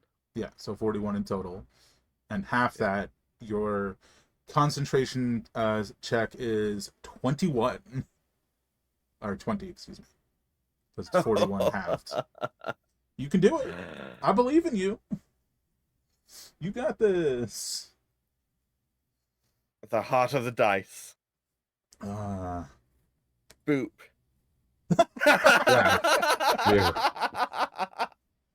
That feels Slips. so fitting. Balls in the... That feels so I fitting. couldn't. Oh my God. Vroom. There it goes. Phenomenal. It is Oh. it is Helena's turn. Unfortunately, I have to pop up for a second. You do have sneak attack because there are people within, adjacent to him, but you have disadvantage because you're within 5 feet of him. With a ranged weapon, you'd have to move. It's a knife fight in a closet right now. I will be right back, hopefully very quickly. Oh my word. I gotta Hey, go back. Corwin, at and- least we've got the same number of hit points now. Do we? How many do you have? 21. Okay, I have 20. Yeah. But I'm gonna go back and rewatch last season and figure out exactly how many times Corwin's died. And I don't know whether I'm either gonna weave something, like with one notch for every death, or get a tattoo or something. It's gotta be like 15 or 16 at this point. No. By the end of all of this, let's go for around 20. Yeah. And what was it called? That was. Oh yeah, in the notes I've just been calling them legendary doggo. You didn't die. You were knocked unconscious. Yeah, but like at death's Okie door. dokie. Yeah. What you doing? Breathing Or- For now. for now. So I'm gonna use the bonus action to back up a little bit. Oh yeah, disengage without him and pop over attacking there. him. Okie dokie. And then I'm gonna shoot him. Hopefully.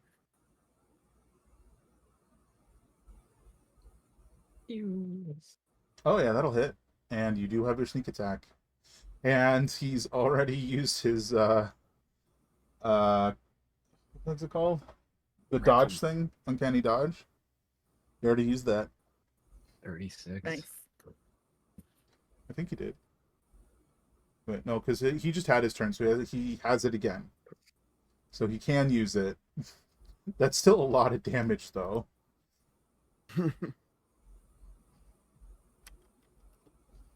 Not as much as you would have hoped. But now his, little doggy face is looking at you.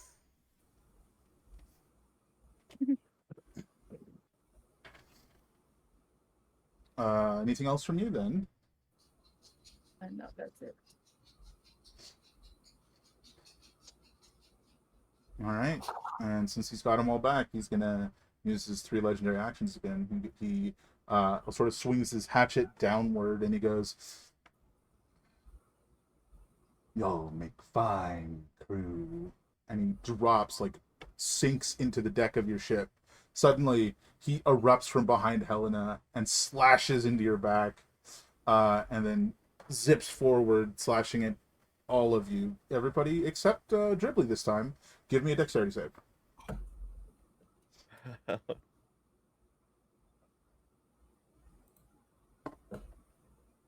think that failed last time. Oh, not this. That did not fail this. That failed your history check, I think. No, the first time he attacked us. Maybe I rolled a 17.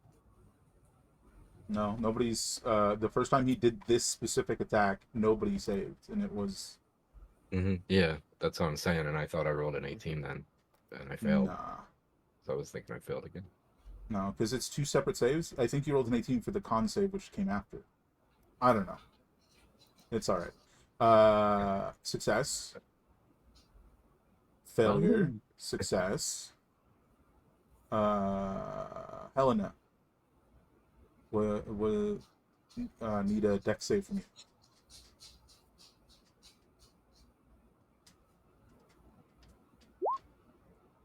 Failure. 2 failures and 2 successes.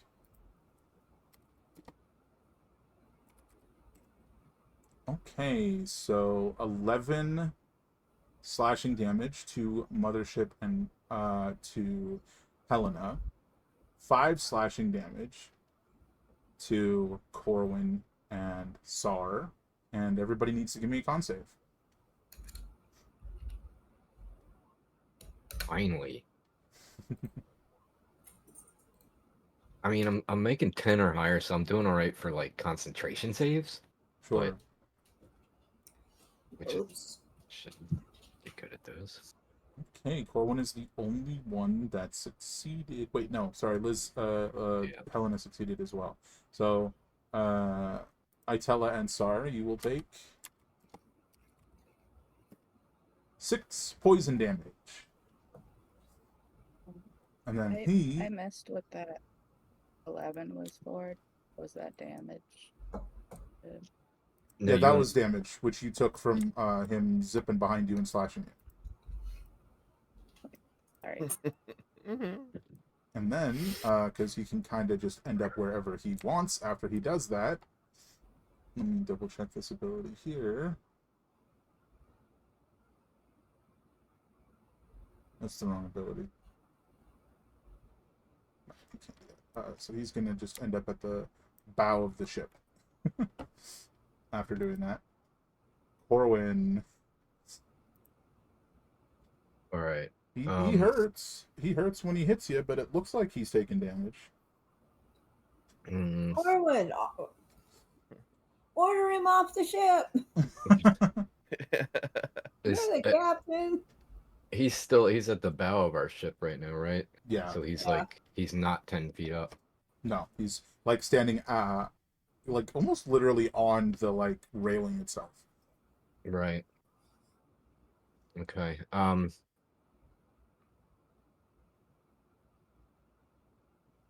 All right, I'm gonna cast Zephyr Strike. Bonus. No attack of opportunity. I'm gonna reposition myself like here, basically, if I can. That's attaching to a grid. I'm gonna whip out my bow and my arrow of lightning, and I'm gonna try to shoot the dog-faced guy and hopefully catch the guy in the middle, but not Itella. Itella, duck! Itella's still like in the doorway, so I think you're fine on that. Okay. So you're technically speaking above Itella, not behind Itella, right? Gotcha. Okay. But is it? Yeah. That's how this will work, right? I think the arrow of lightning. That should be how that works. Oh, I'm thinking of the Javelin of Lightning, but I assume they're the same. Here, I'll grab this. My freaking nose piece thing is like crooked and it's itchy. So make the attack roll as normal. This is the arrow. The target takes 48. So if I hit, so I'm gonna try to shoot that guy with this arrow. And then whether you hit or miss. Right. You know. I have 2 of these arrows. All right. So 22. That'll hit. All right. Let me take off one of these. Keep track. Okay. So is it normal damage? Yeah, it's Like normal that? damage and then the extra stuff. Okay, so 13 and then 48.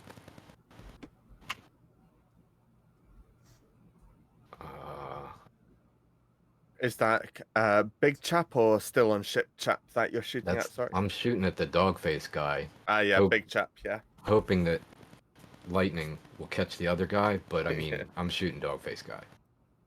I don't know if it'll hit the other guy on its way, because I thought it might, and as I'm rereading, I'm not sure it will, but this is what I was doing, so.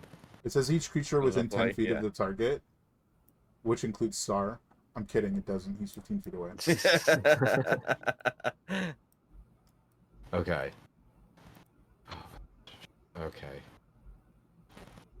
So he takes another 2d8, or no. Each creature within, so it doesn't include him. So it's just 2d8 to the other guy. He doesn't Yeah. even have to make a save. These arrows are awesome. No, it says or half as much on a save, so that implies there is a save. Look at that. Oh yeah, okay. 0.6 feet out of range, Sar.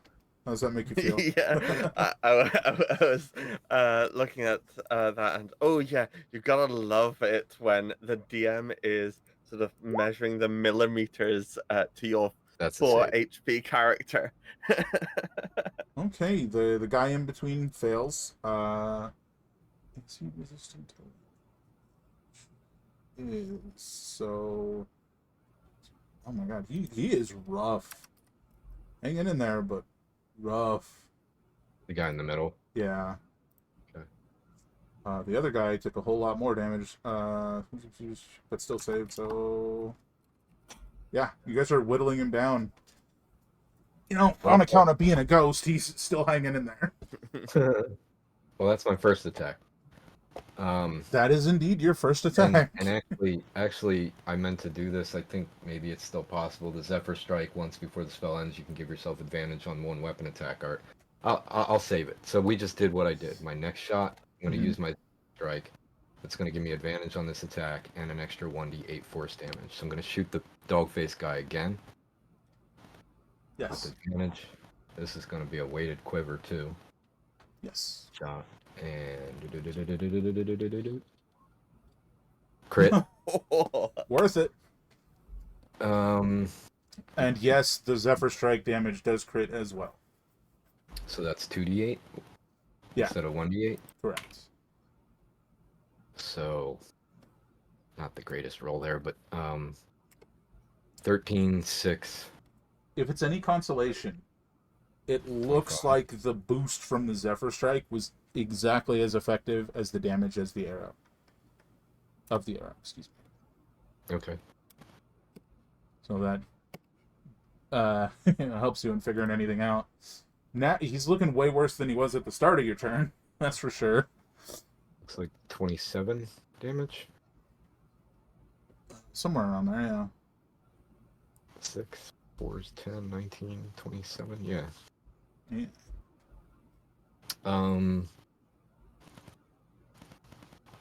Okay, I guess as long as I maintain concentration for the next minute, I also do move with 30 feet extra, and I can't provoke opportunity of attack, but that 1d8 force damage is a one-time only, so... No, the walking speed boost is till the end of that turn. Right, but I don't think I'm going to move anymore. Yeah, so you he's don't gonna get hit. him. He's going to hit me wherever he wants to hit me, if he wants to hit me. Yeah, he's zipping around. Yeah. But he's still up, huh? I mean, he's looking like... Did he sneer at me at all? Did he curse at me? You know, is he like... He's Narratively speaking, he's switching crossbows. Oh. Okay. I'm gonna hide behind Itella. No, I can't because I used my bonus, my action. So, I mean, you um, literally can't. I tell it is in the room below you. okay. Well, that's Corwin, I guess. So, Dribbly, Hmm. I think he's gonna attack the dog guy Sure. because I don't think Corwin's really gonna give him any other instructions. So he's gonna repeat what he was trying to do before. Kind of overlapping a little bit, but that's because of the grid. Yeah, it's fine. Don't worry about it. So he's just gonna fly up, try to bite him from kind of overhead ish. Does Yes. 20 hit? Yes. Yum, yum, yum, yum, yum. All right, Mm. another. Let's see. We'll repeat this. I will infuse it again. A little less damage this time. 8 fire, 5 piercing. Yes, indeed. All right. That's it for Dribbly then, yeah? Yes. This guy over here is going to swoop down, grab his crossbow, come over here, and fire at Dribbly. 17. That's a miss. Bang. Little lizard It tank. actually hit him, but plinked off the Drake's dragon scale. Nice. All right. This guy, who has been thoroughly bullied but managed to survive, is gonna stab at Sar. Excuse me, slash at Sar because it's whatever he does, I'm gonna do the cosmic omen reaction thing. Yeah, roll. So it's a roll, right? So roll it. Yeah. Been a hot minute. 26.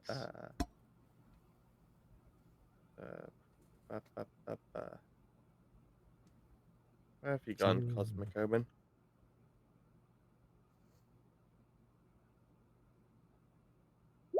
Oh yeah. It's a 26. D4, I guess. D6. Think D6 is it? Yeah. And yeah, in the morning I did it such that it was Makes it a 14. subtract from whatever happens. That's still a 15. That's still a hit. Unfortunate. Yeah. Well, that's low damage. It's not low enough. So 7. Yeah, not low enough. So SAR's down. Ooh. Brutal. The healer is down. Yes. You see the light sort of simmer out.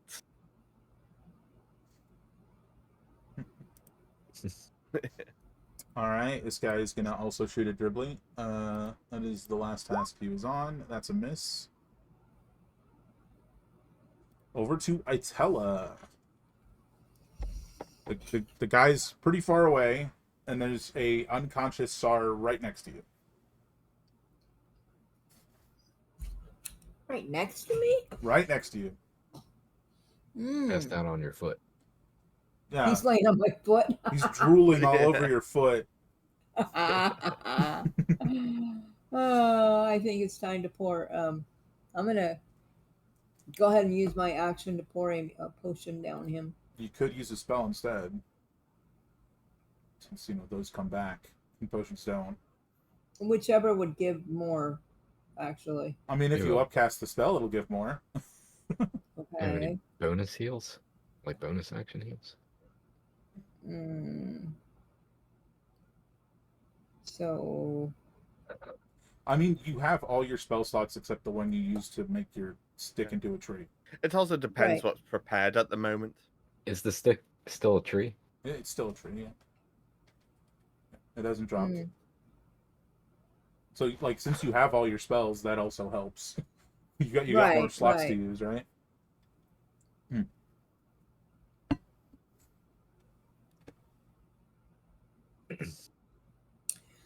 why can't I find it? I'm blind. First Cure level, wounds. Cure Wounds, yeah. Cure wounds, and that's the only one? At first level. Unless you have Healing Word. Which I don't believe I do. Cure Wounds is just explicitly better than Healing Word if you're within touch range anyway. Unless, oh yeah, but healing words bonus action. Yeah, bonus action versus action. Yeah. It is up to you. But if it's not prepared, then it's not prepared. Because I know you had I mentioned... almost hit lightning slash instead. I don't think you'd like that. Yeah. Oh, yeah. I know you had mentioned that would prior... be 2 death saves, yeah. I know you had mentioned prior, Mothership, that you were keeping cure wounds prepared, but I don't know if that was on or off stream. So for emergencies, which is now I have what prepared? cure wounds. What you're using? Yeah, Yeah, no, I'm just saying you definitely have it prepared because that's what you told me. right. I just didn't hear what you said. Wow. You feel better now? That's 27. Is that Oh a my. 6th level cure wounds? I can't not help but picture cure wounds on an unconscious person as slapping them awake. Pretty much. Pretty Would much. you like to move at all, or do you want to stay where you are? I don't know what good it would do to move because that guy moves around anyway. So, you know what I mean? Sure. Yes. So, yeah. I'll just wait till next turn to move him. Okay. I'm done. Okay. Sorry. Yeah. Just hold on. I just want to verify that was. Was that an accurate level click? Yes. Okay, fabulous. More hit points for you. Excellent. Yeah. And We need your moonbeam back. yeah. Maybe. Ooh. Well, But there's that. potentially. Or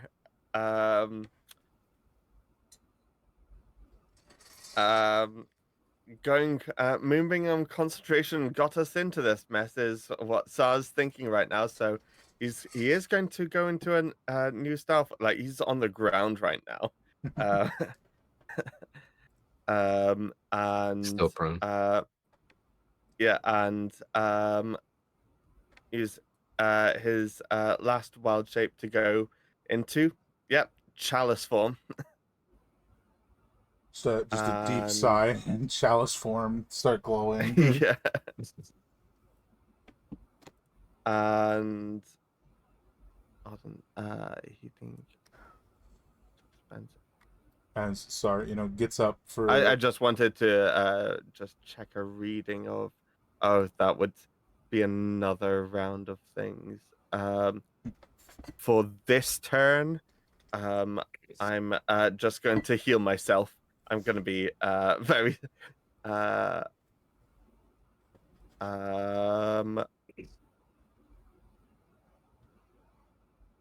chalice form and then 2nd level cure wounds on myself. Is it an Hold action on. to become Which chalice? there's that. Oh, come on. It's a bonus action to chalice form. No. Okay. Yeah, chalice. Yeah. For the star forms, that's bonus actions as opposed to full blown actions. Where's the chalice form thing? Yeah.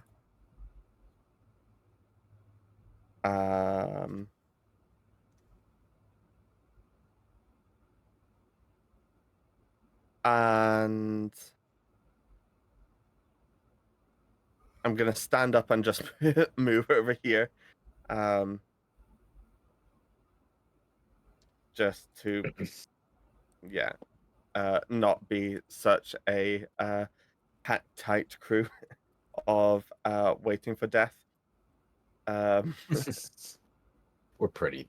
It's kind of unavoidable. But yeah, in this boat. I mean, yeah, but that's all my actions, bonus, and moves. Yeah.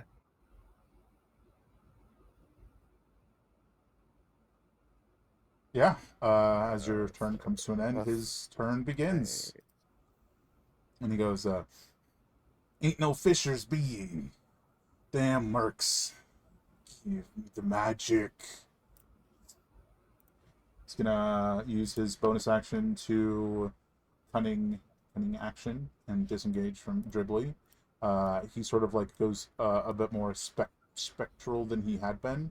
And he flies up here. Sorry, let me make that a little clearer. He flies, as in he is flying above, like 10 feet in the air. And And then lands. Or he's still in the air. he's still in the air. Okay. And he is starting with one of these on Orwin.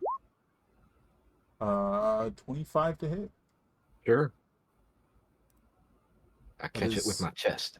7 piercing damage. You have to make a DC 12 strength save, or you are restrained for 3 rounds. Or until you remove the bolt. That's saving throw, right? Strength. Yeah. Get that Oh, off me. Wow. Can't control me. I cannot be contained. You tear through that spectral bolt like it's nothing. But that's 7 damage. Still 7 damage, yeah.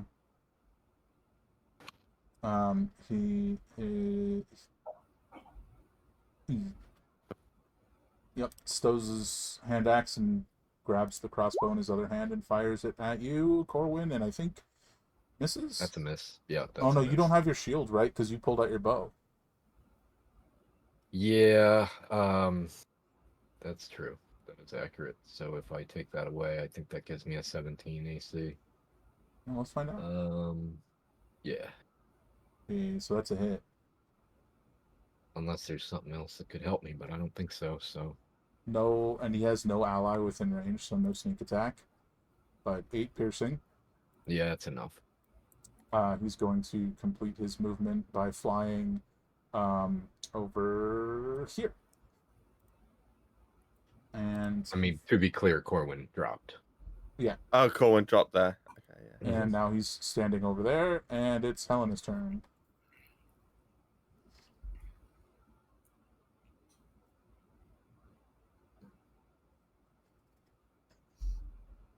Sorry, I was drinking water. No problem. So I'm just gonna aim for the big guy again.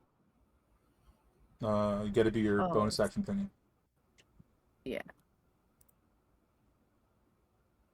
Does she need it? Oh no, never mind. I was looking at the other guy who's right next to Sar. Hey, you got it. Nice. Okay, so you have your sneak attack.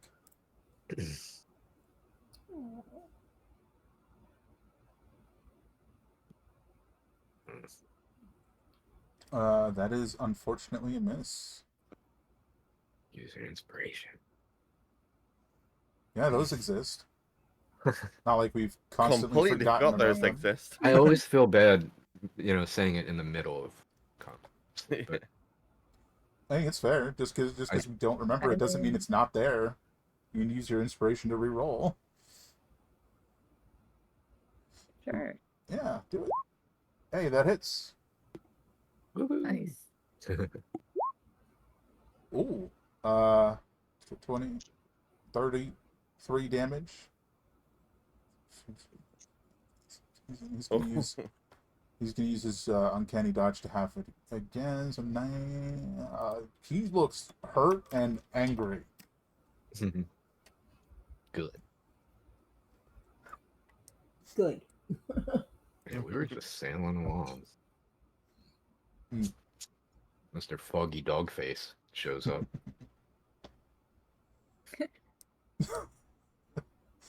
Accurate. Would you say that is the end of your turn? Yeah. Alright, he's going to use a legendary action to sink into the ship and transport over here. And he pops out on the deck of a ship. Corwin, give me a death save. In my unconscious state, I just think, what a coward. He's running. Alright, death save. No. I don't wanna. Is a failure, It's unfortunately. comfy, it's quiet and cozy in this unconscious state. Yeah, it's nice and cozy here. I don't need to wake up. It's fine. I'm not entirely sure what Dribbly would do here. I kind of feel like he would go after the dog face guy, but I also kind of feel like with his movement, maybe Dribbly would just go for someone else closer to him. Mm-hmm. Any thoughts on that? I mean, because I'm Your last unconscious, I'm instruction obviously... was technically to go after the dog guys, so Okay. I don't know, because he can get to the dog, so I don't know why Right. he wouldn't. You know what I mean? Okay. Gotcha. I guess he's just gonna get close as he can, you know? So And I think maybe he's there. smart enough to know that if he gets rid of the dog guy, then it will help in getting you out of your dying state. Right on. So there you Okay. go. I think that makes sense where he would go. And come on, Dribbly, roll high, nibble on him. Here we go. 27 crit. How dare you take out Corwin? So that's And 16 and I guess 2d6 correct. instead of 1d6. So that's another 10. So that's 27. Ooh, I think. it's time to do math. 17. Yeah, 27.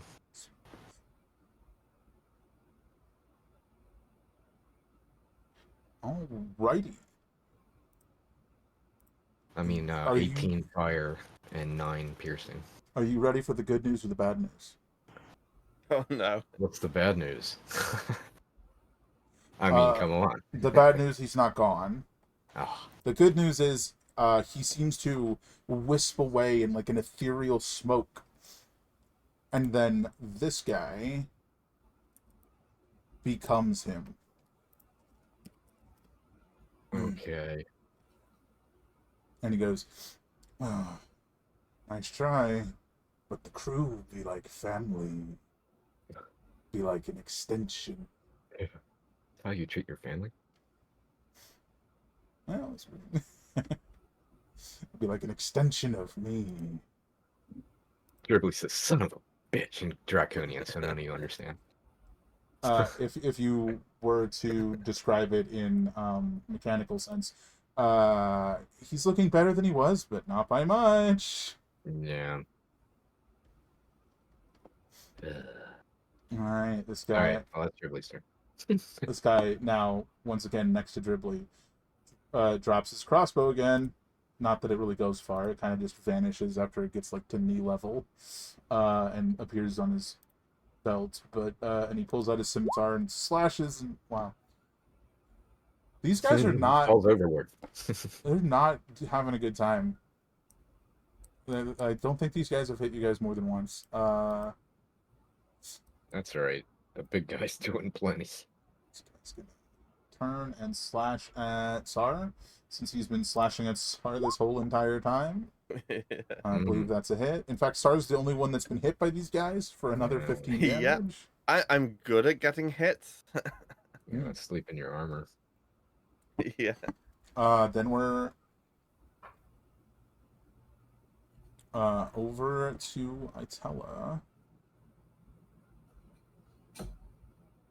Is this guy close to me now? There are no enemies near you. You would have to move 5 feet forward to hit an enemy. Okay. Well, I don't. The dog guy is on the ship at this point. This guy Like- is an enemy. The Phantom ship, I mean. So he's Yeah. like, See, to me, it looks like you're pinging Sar. So Well, that the name is below the tokens, so that means Sar is above the Right. guy. Yeah. in pink. oh, I So, see what you're. Oh, We've got Sar okay. here, and Okay. there's a. Well, yeah. it's time we do the shillelagh stick on him. You know. You mean the tree, the whole ass tree that you're beating people with? Yeah, that's been here this come whole on. time. Yeah, you've Yeah, had that that for a very one. long time. Yeah, get him. Give him a Get good old him. smack. A big smack, preferably. I want to see an imprint of bark on his face.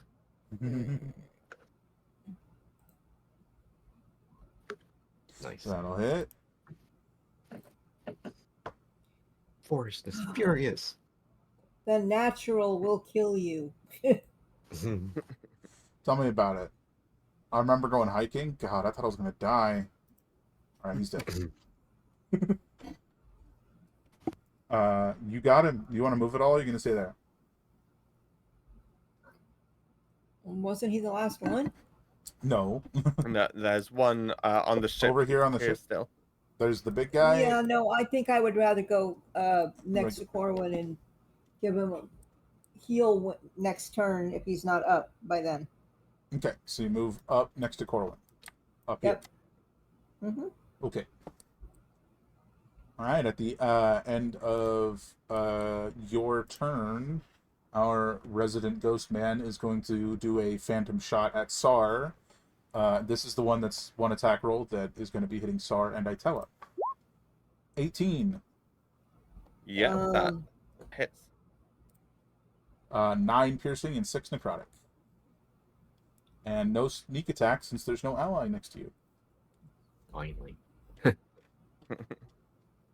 I'm sorry, it was 18? 18 to hit, yes. Okay, so I have 19, so okay. Nice. Oh, nice. Huh? Oh, yeah, because you have that shield. That's right. And you did say you armored up before you came out, so. Sorry, what you doing? I am being a sponge. But aside from that, Oh, yeah. And they wring you out, and it's No, all no, your you're blood. being a magnet. yeah. They just keep wringing you out, and it's all your blood. What you doing? I'm going to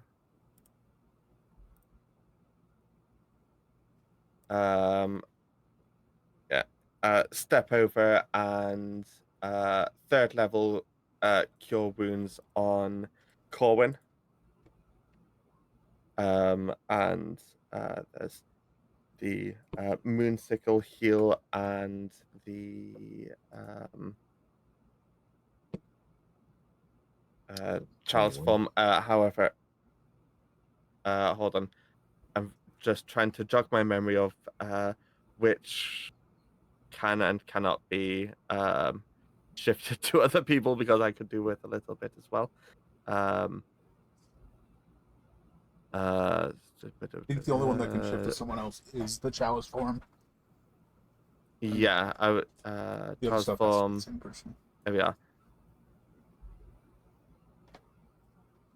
You or another creature within 30 feet. So yeah, I'm going to take that to 9 chalice form, and Corwin will get the 21 healing. And he springs back up. Well, no, he's still. Yeah. I'm awake. What's going on? Yeah. Round 4. Fight. Yeah. As your turn ends, he's going to use his last legendary action. I forgot words. Oh my gosh. His last legendary action to take another phantom shot, this time at Helena and ricocheting to Corwin. And he mutters something about just stay down. I'm prone. Does that give him disadvantage to hit me or anything? Or... I don't know that it matters. 16 to hit Helena. That misses me. Exactly. I'm too prone. Sort of like pings over you. Yeah, it misses. So miss both of us. His turn starts. He's going to move over here. And he's going to take some attacks on Dribbly. I think he would be smart enough to flank. 23. Oh, that hits for sure. And he gets his sneak attack. Yeah, Dribbly's going. Bye-bye. 42 damage. Would have nearly dropped Dribbly in 1, actually. Damn. It's too much damage. Rogues are scary, guys. I'll send some of that back. He's gonna zip over here, which, if it wasn't clear, he, put away the one crossbow when he did that and took out his axe again. And then he's going to, from here on the deck of your ship now, which is hard to see. He's like at the bow. I think that's here. He's going to Take a shot at Sar. Well, I was about to say, waiting for you to say whatever the heck you were gonna say. My final cosmic omen. Fair enough. I think you need a 2, or it's Yeah. gonna hit you. Yeah. Like he's trying to root you into. All right, so Yep. that's a hit. Give me a strength save. Hey, at least I dropped the DC down by 1. But He's taken. but yes, strength save. He's now deleted Well, most of that healing you just got. yes.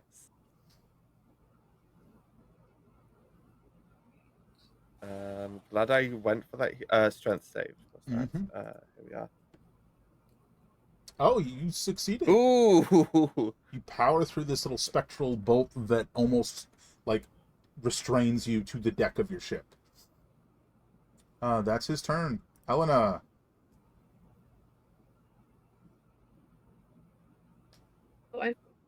Okay. Is Corwin back up? I forgot that he had died. Yeah, I'm prone Yeah. until Yeah. my turn. So I healed him up again. Yeah, and it seems like if you, at least what occurred recently was you guys seem to have downed the sea dog, and then he just took over the body of one of his crewmen. If that affects your plan here.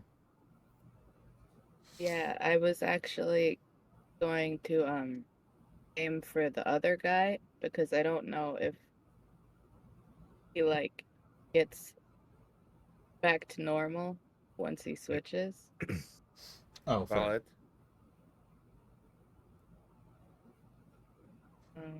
You want to do your bonus action thing on that guy? Yeah.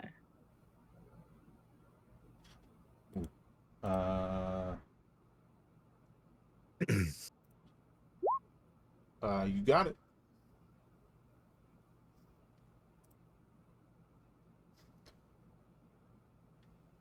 That'll hit. Nice. 30. Oh man, it's a lot of damage. Just double check. Piercing. He's very hurt. Sweet. And that's it. Fair enough. Corwin. Corwin stands up. Says, "Good strategy." Uses hunter's mark Mm-hmm. on the guy that Helena just shot, Mm-hmm. and I'm gonna put some arrows in that guy. 30 Yeah, that'll hit. for 17, and ain't that 19?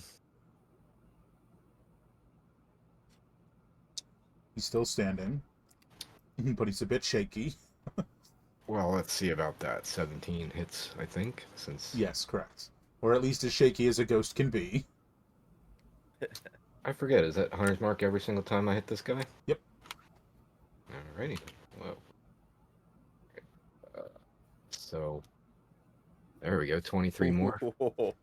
I'll drop him. No more. The cockiness has shifted to just growling. He seems quite unhappy. That's bonus. That's action. I've stood up. I think I'm just gonna mumble something like, "We got this," and then that's Corwin's turn. So, I didn't do anything about Dribbly, so there is no more Dribbly. So that's it. At For the end of now. your turn, since he hasn't used any yet, he's doing it again, guys. Phases through the deck of your ship. This time he shoots straight up in between you guys and just does a wide arc, slashing across all of you. Give me dexterity saves, everyone. Oh wow, that's love to see that. I think that's my third. Wow, nice. I think that's Uh, my third nat 20 today, though. At least my second. Don't worry, I made up for it. Oh boy. 2 successes. Helena, when you succeed on a save for half, you take no damage, so no damage for Helena. Corwin will be taking half of this, whereas Sar and Itella will be taking all of this. If only it was I'm fire down. damage. I'm just down. No, you Like, saved, so you take half damage. Corwin. I rolled a 6. No, Yeah, Corwin. sorry. Right. Oh, sure. But I was saying if it was fire, it'd be a quarter damage. Oh. So Yeah, that's so half of 15. yeah, so 7 for you, and then 15 for Itella and Sar. Oh. My goodness. Okay. Yeah, no, sorry. I jumped the gun. I'm not down. Constitution save. If you took damage, Oh, you got to make a Constitution save against the poison. I had to open my big fat mouth. One more. Sorry. Nice. No poison damage for anyone except Corwin. 4 poison damage for Corwin. Okay. I just wince and kind of grab my tummy a little. He positions himself by your mast at the end of that little flourish. And then it is Itella's turn.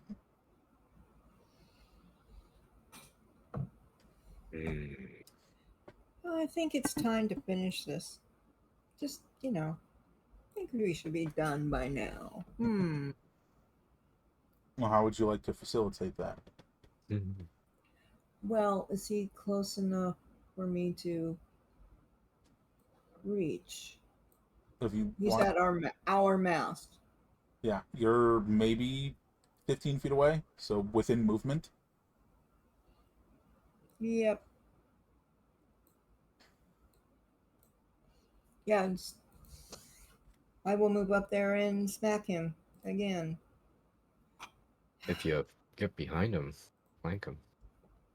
I don't know if I can. Oh, he's like back to the mast. Oh. Yeah, that's sorry if that wasn't clear. Yeah, back to the mast. Okay. I thought maybe he was trying to do that. Oh, come on.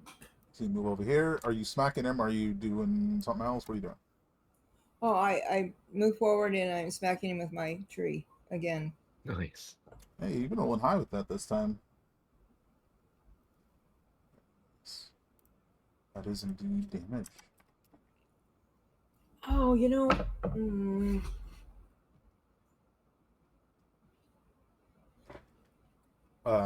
Anything else? Are you good?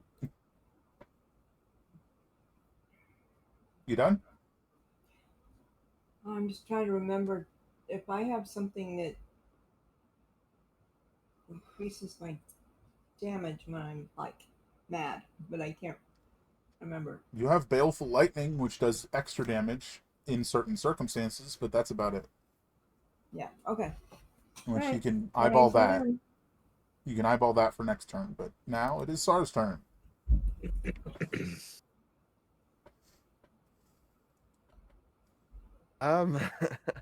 He's right there. I mean, Yeah. In your face. The It's thing that- is, I'm not great with this sort of up close and personal stuff.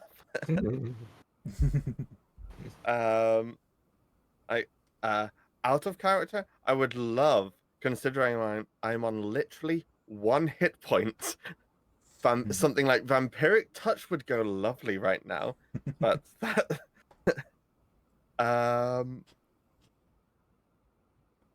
1, 2d6.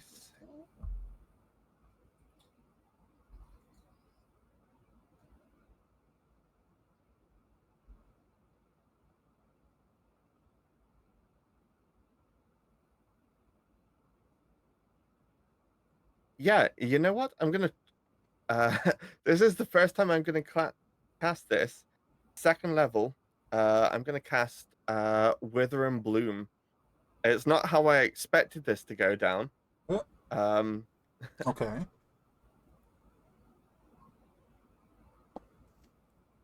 Just 0.5 this.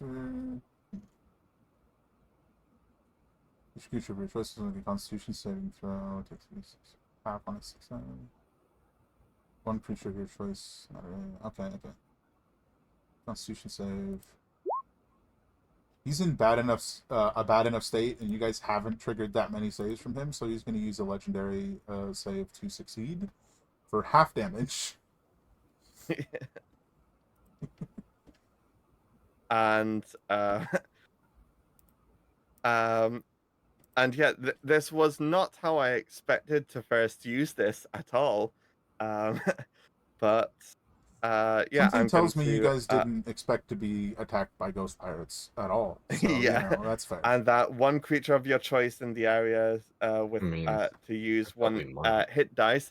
That one creature is going to be me. Oh, yeah. What was the damage? 2d6.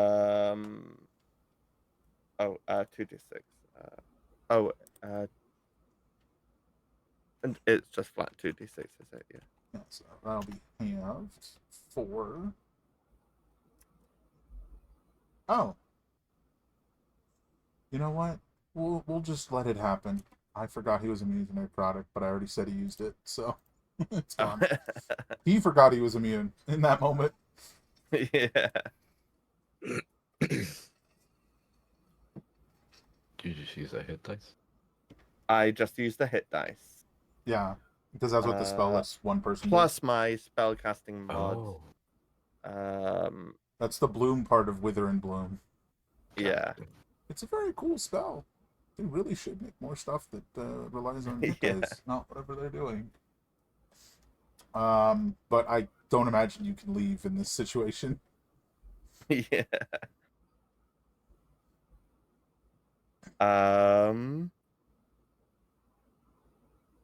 But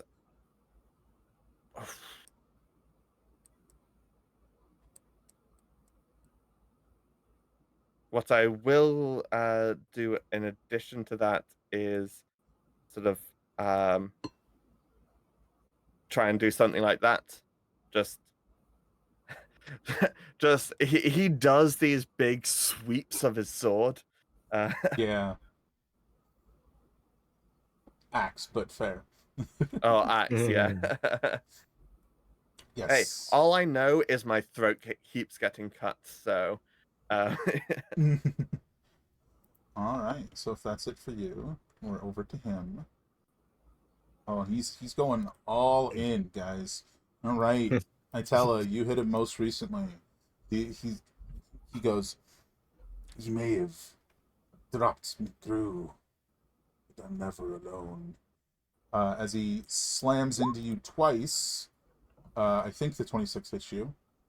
Sure. You guys hear a creaking from over on the ship as the ballista turns to face you. Yikes. So that's a hit. No sneak attack, though, so 15 total damage. Wait, you're resistant to poison damage. Also, you get to make a save to half the poison damage. I think we forgot to do that the last time somebody got hit. True. So you get to make a saving throw to half it, and then half it again because you're resistant. So con save from Itella.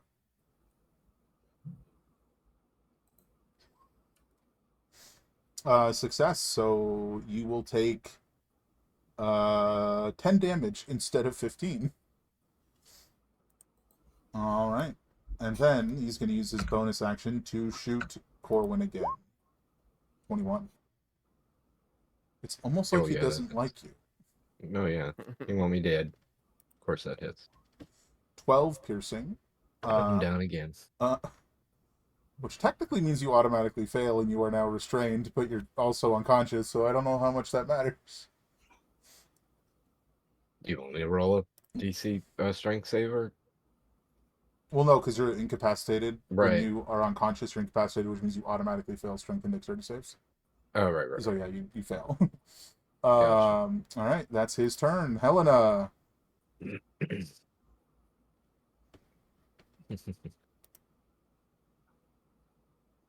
Pop his head with your rifle butt. Yeah. You have an ally within 5 feet. You will have sneak attack if you want to take a shot at him. Yeah.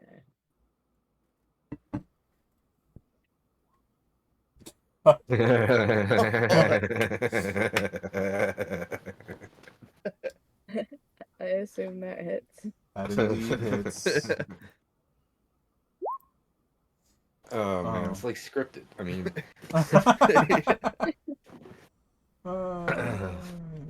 It's 34, 41. enough. It's like 63 damage. Mm. Which That's a he is lot. resistant to. So 31 damage. And then he will use Uncanny Dodge to half it again down to 15. He's very hurt, but he is not dropped. Mm. Oops. At 4, not -4. Okay. I mean, that was a hell of a shot, but he remains standing. Do you want to do anything else? I think I've been doing good up here. Yeah. Hey, fair enough. At the end of Helena's turn, he will use his 3 legendary actions to fire the ballista at Helena. Well, it was going to be Itella, but now it's Helena. Which is a miss. Thunk. And this like giant spectral bolt, like half your height, just zips on by. Or like your height, actually. You're not that tall. That was unfortunate, but it would have hurt. Corwin, give me a death save. Hey, give me that nat 20. Okay. So I'm gonna jump up. Am I just at 1? Yep. Okay. Do I have a normal turn? Yep. Immediately? Alright, so I'll spend hand point points to get up, and I'm just gonna start shooting this guy in his eyeballs. With nothing special but my regular stuff. So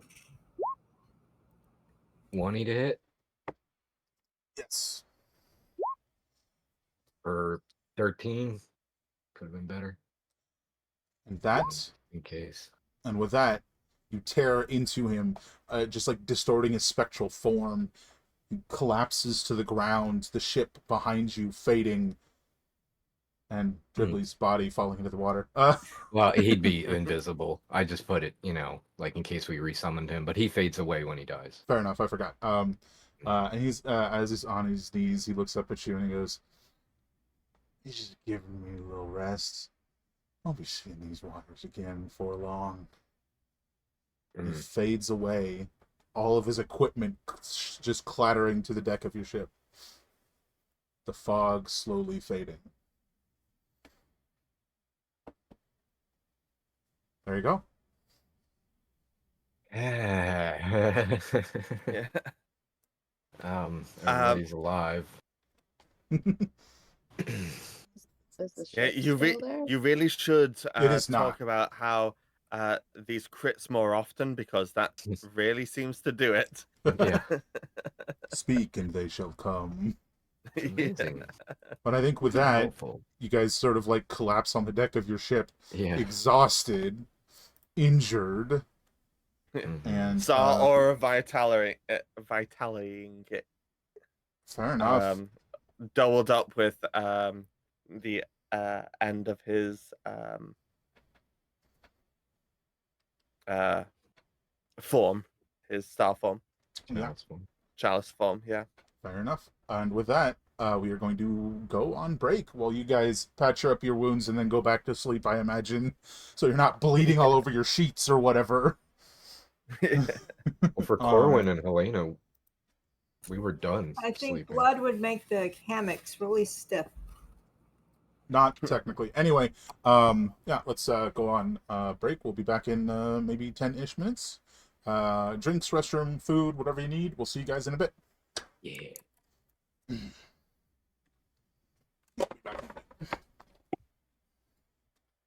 Oh my word!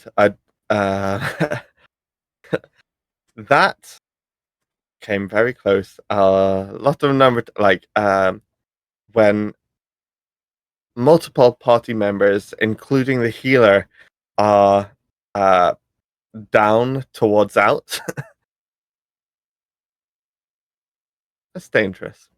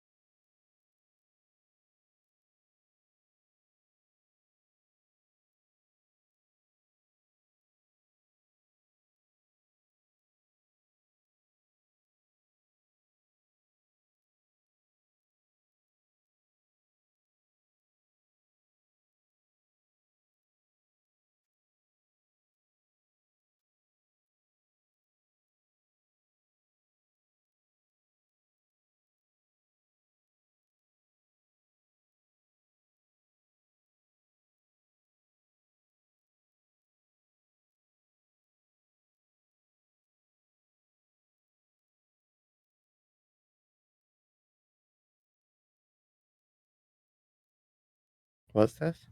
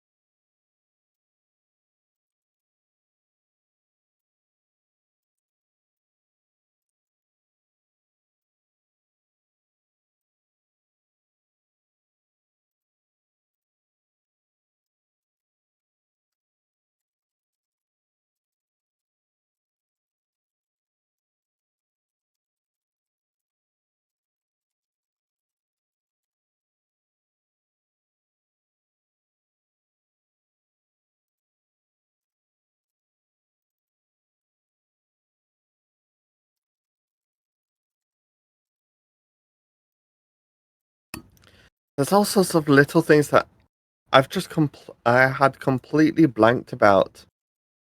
Like, for instance, somewhere in here, my free I can guiding bolts. I'd completely forgotten about those. Use your free guiding bolt. To be fair, you kind of miss a lot with the guiding bolts. Yeah. Your moonbeam does, it's kind of guaranteed. Yeah. To be fair, moonbeam, next turn, guiding bolt. Yes. I'm happy when you remember your 2 Eldritch Blasts. Yeah. Oh, now that's a stretch. To remember that I have Eldritch Blast, and then to remember that the Eldritch Blast has it's a double whammy. That's asking too much for me to remember all that.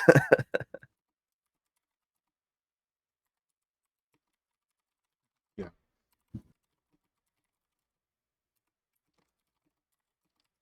I forget what sort of damage is Eldritch Blast again?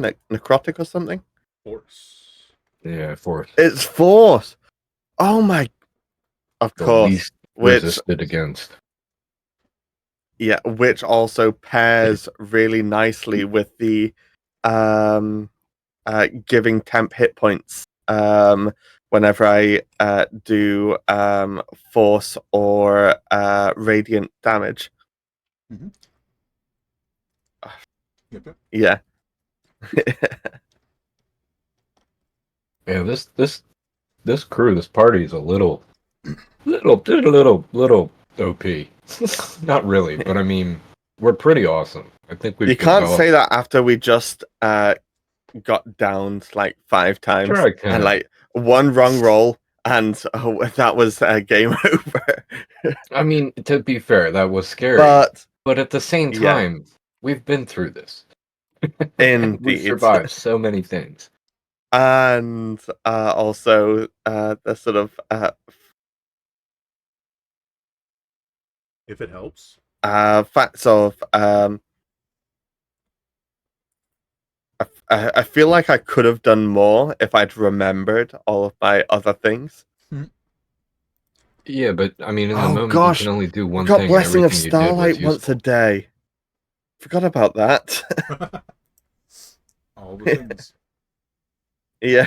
Like, it's one thing to remember, oh yeah, I could have cast Fireball and it would have, taken them all down. But nah, you made your choices and it all worked out exactly, Yeah. in the best way. I mean, that's how I look at Yeah. We're alive. That's a good way to work out. it. Yeah. Indeed. We made it through it, and Yeah, like the one of 6 seconds the other after things battle ended. is Wither and Bloom. Sure, I used it sort of at the end, but I only remembered it at the end, and um, using Moonbeam, and then followed by Wither and Bloom. If I were to have next turn followed that while there were still like a clump of enemies and allies sort of right close up, that would have been the optimal sort of thing to do. Or some, oh yeah, everyone's bunched up together. Let's do some healing and damage for the clumped up folk. Yeah, it was a tricky battle.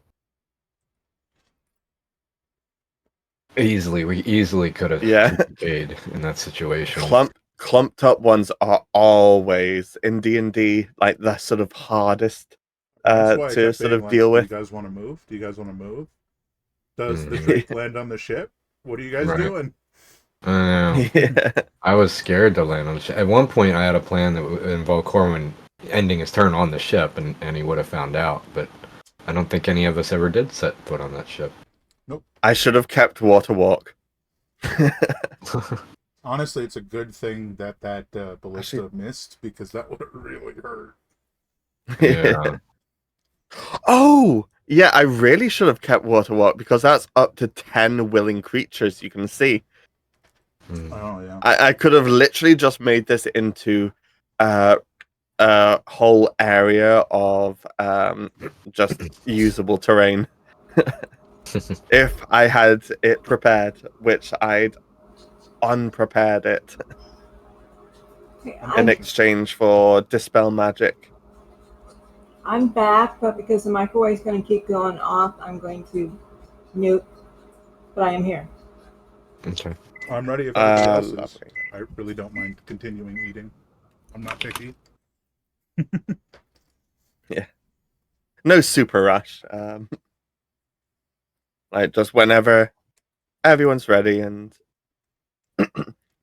I'm still trying to process everything that just happened anyway.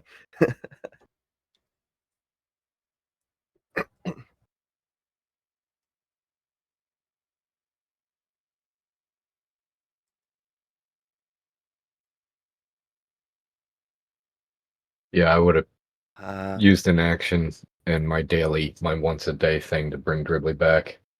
This time I'm gonna make him poison. ooh, Fair enough. purple. Just in case I try to, I don't know, like last time I made him the same damage that I wished he had been in the previous battle. And then it didn't help in the next battle, so I put him back to fire. But we're gonna try poison this time. The way I sort of picture Dribbly is whenever you sort of resummon him with like various like leanings of like fire or poison or Mhm. whatnot. It's his teeth in particular that sort of have like, in this case, like, I don't know, a purple drip to them or whatever. Right. Or like as opposed to previously where they were sort of like a uh what's the a sort of rock thing, but a sort of kind of underglow of orange. It's gonna bug me if I can't remember the Like magma, name of. lava. Leech. No, it's a the one I'm thinking of. It's a sort of used a lot in Italy with lightings and whatnot. Filter. I know that's not what you mean, but it's like word Yeah, association like at this point. it sort of seems like a sort of half opaque marble style of thing. I'm blanking on its term though. I just keep thinking about Dribbly's teeth looking like molten glass.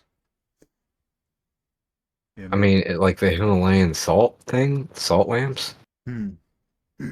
Yeah, I mean, we'll go with that. It's close enough. But I'm curious what your sort of image of Dribbly construes as well.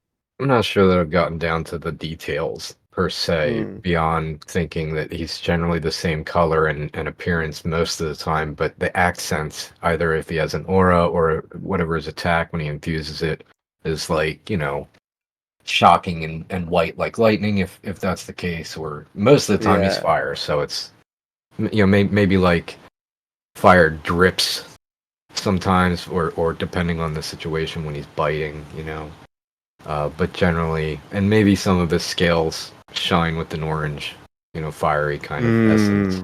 Like the token that we have is like a blue dragon, but has Mhm. like the little like almost like brown sort of accenting on his back.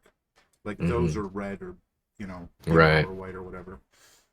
Would make Right, and the sense. teeth or claws, or those kind of things too. That's a reasonable. And like, I'm not going to say it is this or it is that. You know what I mean? At least I haven't yet. So that imagination of it is your perspective. That's what you're seeing. So Definitely. Yeah. I imagine that kind of shifts anyways. All right, I'm gonna go put yeah. my plate up and then we're gonna get back to it. So like 2 minutes tops.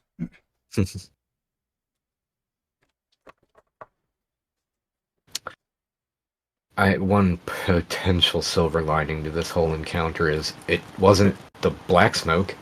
I was worried it was the Yeah. black smoke caught us, and already, and I mean, hopefully they're not right on our An tail or additional anything. silver lining is it wasn't San Corwin alone fishing when this Yeah, encounter happened. we would have had to like talk our way out of it if it was just the two of Yeah. us, or we, Yeah. be drafted into his crew.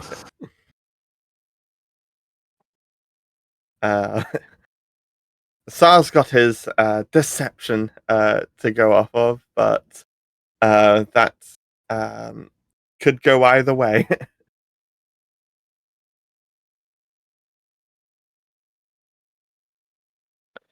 Yeah, Corwin never took any of those, like Yeah. deception, intimidation, all of those things. That's not him. He's perceptive, athletic. He's got a stealth and survival, and he's proficient in history. I try to squeeze that in there. Used it Yeah. twice today. Failed one. I'm sure there's going to be. It is history is one of those things that you've got to sort of like um, think of excuses to ask about it. I tend Yeah. to think, yeah. Well, I Um, imagine, as like putting myself in the shoes of a DM, for instance, if mm, I could imagine my players being in a situation where I know they heard something because I said it to them, but let's see if they remember it, and everybody give me a history check to see if you remember what happened in session 3, and it's session yeah. whatever, Though there's also the thing of like, how old's Colwyn again? How Loosely old? speaking. Like Yeah, 90 something. yeah. So like, there's also the thing of I like, think with he's history, like 40. just Or- generic things of Oh, he's 49. But he's like yeah, the just equivalent of like 20 in gnome years. yeah. But yeah, just generic things that through their life experiences they may or may not have encountered and the older they are, the Mm. further that history roll will go. Mhm. But yeah, I forget where it comes from too. Like the history, I think is related to something like maybe my fade away gave me a choice, and you know, like sometimes a feat will say and pick a proficiency from these four, and my only real option was to go with history. yeah, But I try to think of it as, you know, he's just really into learning about, you know, the places he's been. When we first started this campaign, the first campaign, not the second season, but the first season, it was a scenario where Corwin was a few months on the continent, and any history roll that he did do for the in the first, like, you know, 20 sessions or something like that, which was like maybe 2 or 3 history rolls, were at disadvantage because of that, because he was so new to the continent, and there was just no, it wouldn't make sense that he would know, you know. So go ahead and do it because you're proficient, but at disadvantage. But I think at this point, he's lived here for about a year. You know, he studied up with, you know, the different places and that we've been, and just kind of knows things. yeah. It's been the best part of a year since season 1 began. Mm-hmm. Mm-hmm. I think sort of I've best part of like 9 months or whatever. Mm-hmm. I think I worked out that season 1 took about, with the exception of the travel time after the fact, the sort of from us meeting up to the whole sort of hellfire raining down was something like 55 days. Is the whole first season basically was 55 days, or Yes, the whole okay. yeah. But then the travel, like where we were sort of like behind the scenes dropping things off, and then there was like a 6-month gap after the drop off. Right. I think that sort of winds up coming to like 9 months ish. Okay. Oh, I don't know if you remember this, Scott, but when we were playing Adventures in Orland, Kenneth was from a different plane of existence, so very much the same thing of like disadvantage, and much like, spoiler alert, what I've now done for Corwin, rather than making you constantly roll at disadvantage, your DC is different than everyone else's, because it's less likely that you would know something, even if you've been here for a year or 2 or 7. I mean, nobody succeeded anyways, but that's beside the point. Yeah. And to be honest, just different DCs as opposed to disadvantage makes more sense anyway. Because, like, behind the scenes, you guys don't have a clue, right? So, Right. Yeah. but if I say, but yeah, hey, like roll at disadvantage, then you know. yeah, but yeah, behind the like the sort of behind the scenes stuff, like you know more about every single character's behind the scenes stuff than any of the character peers do, as the deal like with all, and thus you can adjust DCs internally accordingly. It's appreciated. Like for instance, Helena or I love it. Sa, who had never gone north of a point, the history of stuff at the for Helena's area very different for Helena's DC, who grew up there. Absolutely, yeah. Was that the big guy the whole time, just like translucent?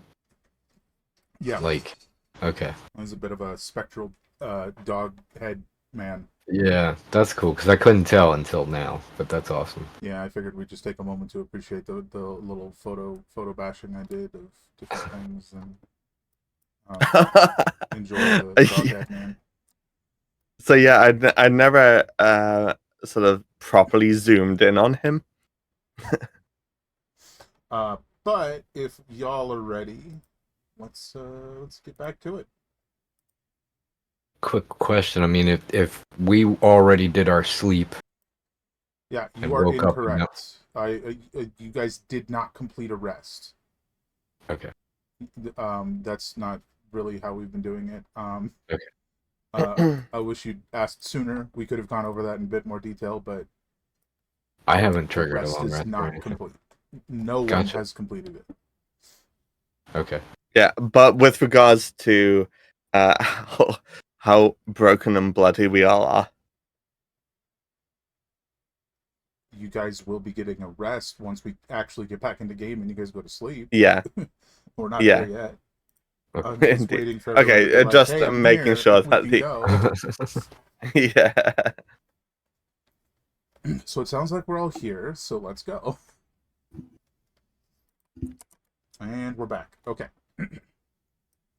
So I imagine you guys shove the newfound magic goodies in a bag and go to sleep, right? Yes. So Sal will be very keen to get some rest after that, but looking for how everyone else is faring and just immediately cracking off a third level or vitality for some healing for everyone over the next minute. Yeah. Just in case he comes back or something. Yeah, so it's not worth the risk. Corwin and I had been doing a lot of fishing, and we'd never encountered just a great big magical galleon while we were fishing. Yeah, that's the first time we saw that. That's true. But what did he say? It'll be back. Oh, I meant at the start. But he did say that. He wanted our magic. He was aware that we were at the Guildwood Protectorate. Mm-hmm. Said something about he could never reach it or get close enough to it. But we brought him the goodies. But that's alright. We told him to shove off. So Dealt Indeed. with that. So we are doing some healing, but not all the healing. I mean, I imagine you're just general patch up and then going to sleep, right? Yeah. If it comes up, I'll roll the things. If it doesn't, then we can just treat it as Well, like if for you don't roll, I'm taking a potion because I'm like 3/4 down myself. So okay, yeah. So Sa was casting okay, so what's it called again? The Aura of Vitality, and that'll wind up being a minute. I think we loosely worked out what it was a couple of sessions ago when it's sort of like out of combat. We can really just cut this down. Just go to sleep, take your rest, get up the next morning. Yeah. Guys. Let's not waste any Basically, more time here. you're not going to be Okay. you're not going to be feeling the need to be taking that potion right now because Sal would have been doing the sort of aura vitality healing initially. okay.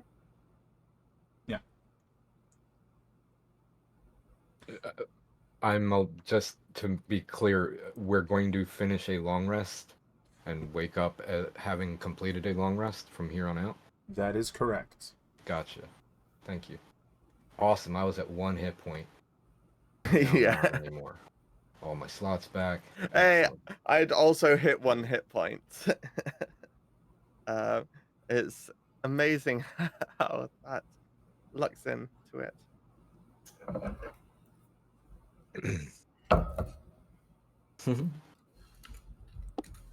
But yeah, some healing and then rest up and carry on. I was just Carry on. realizing that on the map I used different fonts for the towns, and I'm like, that's not right. But since we seem to have lost the information, the ship is somewhere between 96 miles a day and 120. So we're just gonna call it like 90 miles a day. It's fine. We'll see if we can find that information later. I don't know what the hell happened to it. Anywho, A nice round number. I like 90. I mean, you guys wake up sore and battered, but healed and alive. Spectral bruises. Oh, the bruises are very real. What caused them was spectral. So, you guys are somewhere between a day and a half from your destination. Is there anything else that you guys want to do in this meantime? I know that, for example, you're going through and doing the navigation stuff and learning that, and that's like pretty solidly established. That you are doing that. You're also doing some of the weaving stuff, so you probably alternate between those two things during the travel time. Anybody else? Yes. I'm going to be drawing a picture of the galleon and him so that I can ask around at the different ports if anybody else has ever seen this guy. Excuse me. Yes. Smart. Yes. Do that. Give me you got your kit, right? Yeah. And because you're drawing something you've seen, we were using wisdom. Yes. So it's like, perception. Yes. You did a great job. You have a likeness of a dog man standing atop his spectral galleon. Excellent. Because I don't like not knowing things. That's Yeah. fine. That's gonna be helpful. So yeah, Zar will want to when we're beyond a day out, sort of confer with the group. So basically halfway through today. High noon. And I'll want to flip the boat over. No.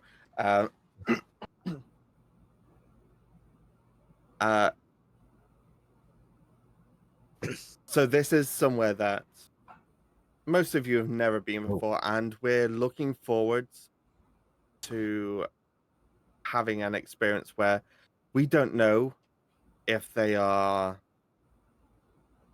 influenced by this obelisk or not. Who? The people in Driftwood? Yeah. Yeah. Exactly. Mhm. They might be, they might not be. Right. We definitely know that you, Itala, and you, Helena. We definitely know that they have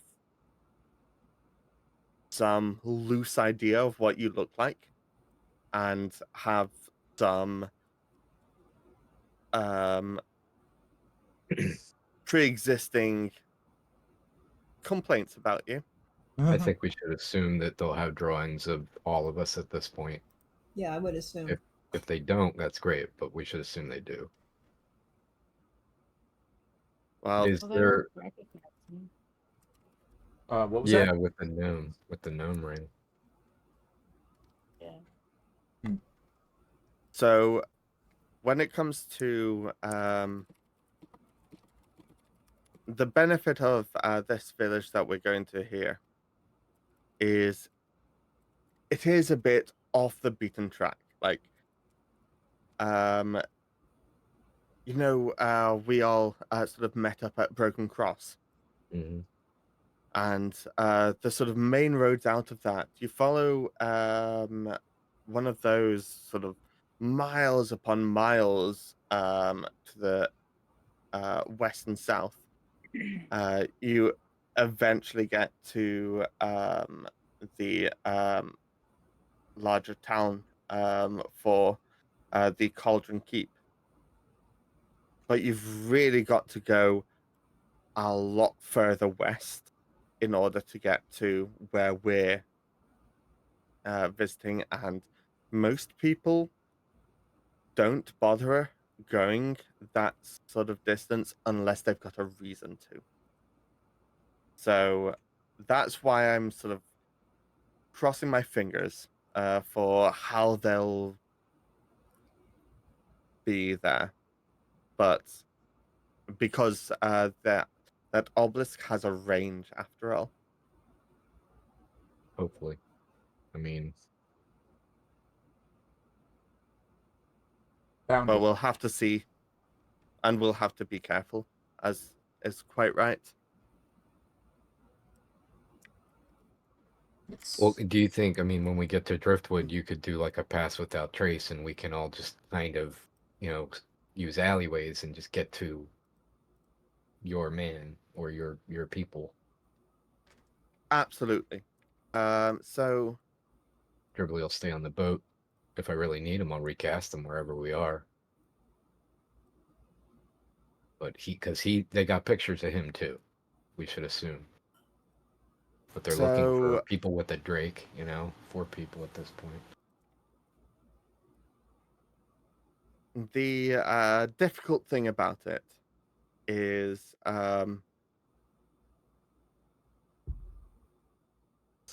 so my village tends to be more accepting. However, it is something I wasn't all that clear about, is it's technically an island. Driftwood Harbor is an island. Driftwood Harbor is an island. They should call it Driftwood Island with a harbor on it. or I bet Driftwood Harbor is the harbor on Driftwood Island. That makes sense. Well, these are things that sort of make it happily ignorable, I guess. But yeah, this is what we're dealing with, and while it would be possible for us to sort of say land somewhere early and sort of make our way around and on, it's the sorts of people that are there. I don't think that we should need to worry about them. It's not a sort of big concern. Like, how we stopped at Blue Cut Crossing. Mm-hmm. It's even less effort than that.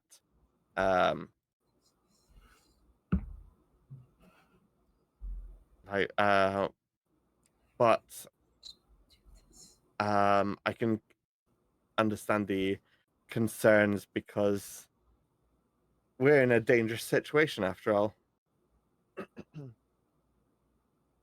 But we should be ahead of them with regards to we more or less came straight here. I would be surprised if I wouldn't be surprised if Cauldron Keep had information about us. I would be about our ship. I would be surprised if Driftwood did. But that's my just personal view right now. Okay. I mean, I think in general, I think we should assume that everywhere has information on us. So, it shouldn't necessarily govern our choices where we're heading, whether they know or might not. So until we get there, how do we know? And I repeat that, when we get there, how do we know? What are we going to do to try to figure out? Like, if you know people at Driftwood, if Sar knows people at Driftwood and we go there, is there like a test we could run to figure out if people are mind controlled? Besides trying People to are use mind this controlled, word, I which might don't. be a one-off.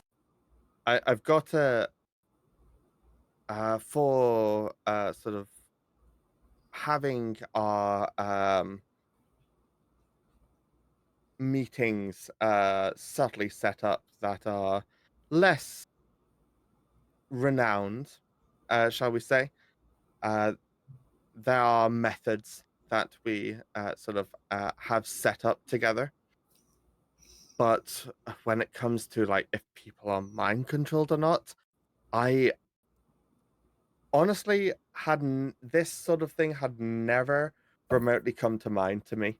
Like what if the continent was mind controlled was not on my um sort of checklist of what ifs.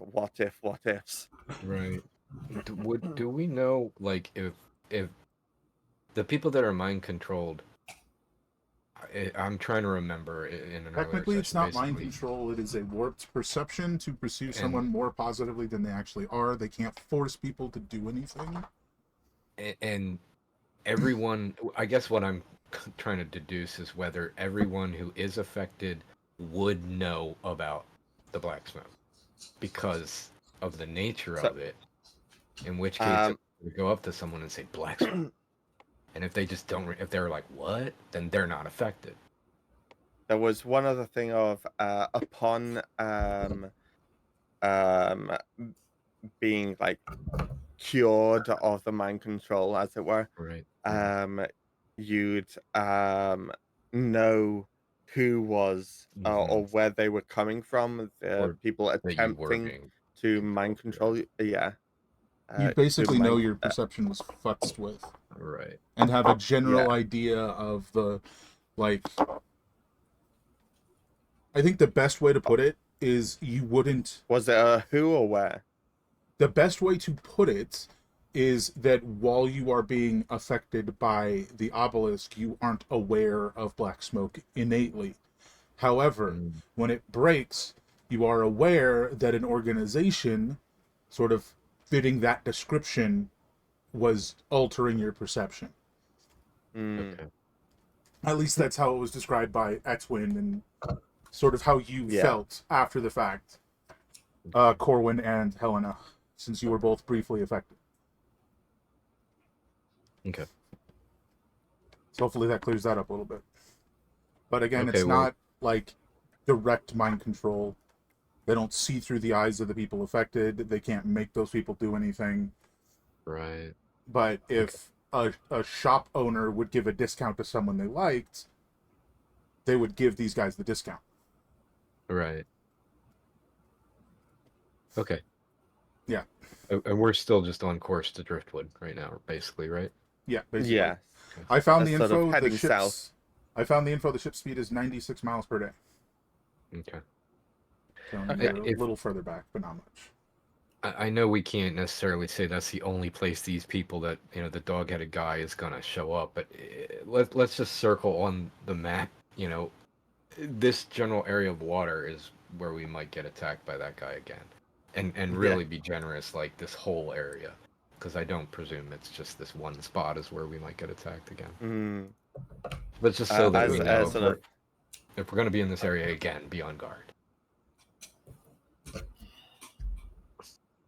Sort of risky zone. Well, I imagine this is like where you Probably drifted bigger. post-fight, so it would be even higher, actually. Because this was like post-fight, you kept going. This is the next day, You haven't traveled for this day yet, so Oh, you sure, haven't yeah. moved, but that's yesterday's travel endpoint. But anywho, I mean, they might be able to get us on the entire West Coast, but just okay for posterity's sake. This is where that happened on the map. Yeah. So I mean, if there's nothing else, you guys can continue to head towards Driftwood Harbor. You'll be getting there probably tomorrow, like afternoon, maybe late afternoon, 2 or 3 o'clock. Okay. So if we'll there's be any going through another- preparatory stuff you guys need to, like, prepare peoples, like anything you need to prep and stuff, figure that out. And yeah, so I would tell the party that yeah, just a generic overview of the expectations for the area. Basically, yeah, it's a island that has been built off of, and it's well off the beaten track of like these sort of main towns and whatnot. So you're not going to be normally experiencing the same sort of structure as we had in Blue Cut Crossing, or even like Minus Folly or Broken I'm, Cross. I'm imagining all the buildings are made of driftwood. So Yeah, like there's an aspect of that about it, that's how it and floats. it's got connections with the mainland, but um, it's more of a sort of um, using sort of situation as opposed to any of these places that are sort of firmly built up by the local wealthy merchants or things like that. Is It's backwater? just Is that an accurate adjective? yeah, I think that's a fair The description. front of the backwater might be a good way to put it. The Yeah, very front of the backwater type towns. So it's a little nicer than like a nameless town you might go to. It's more well established. People frequent it a lot more, but it's still got like that same general vibe of like, uh, is there law here? Maybe. If you break a potential law, you're definitely gonna find out, though. yes. It's like Tatooine. Yeah, I can see that, yeah, yeah. yeah. But they have all the moisture they need.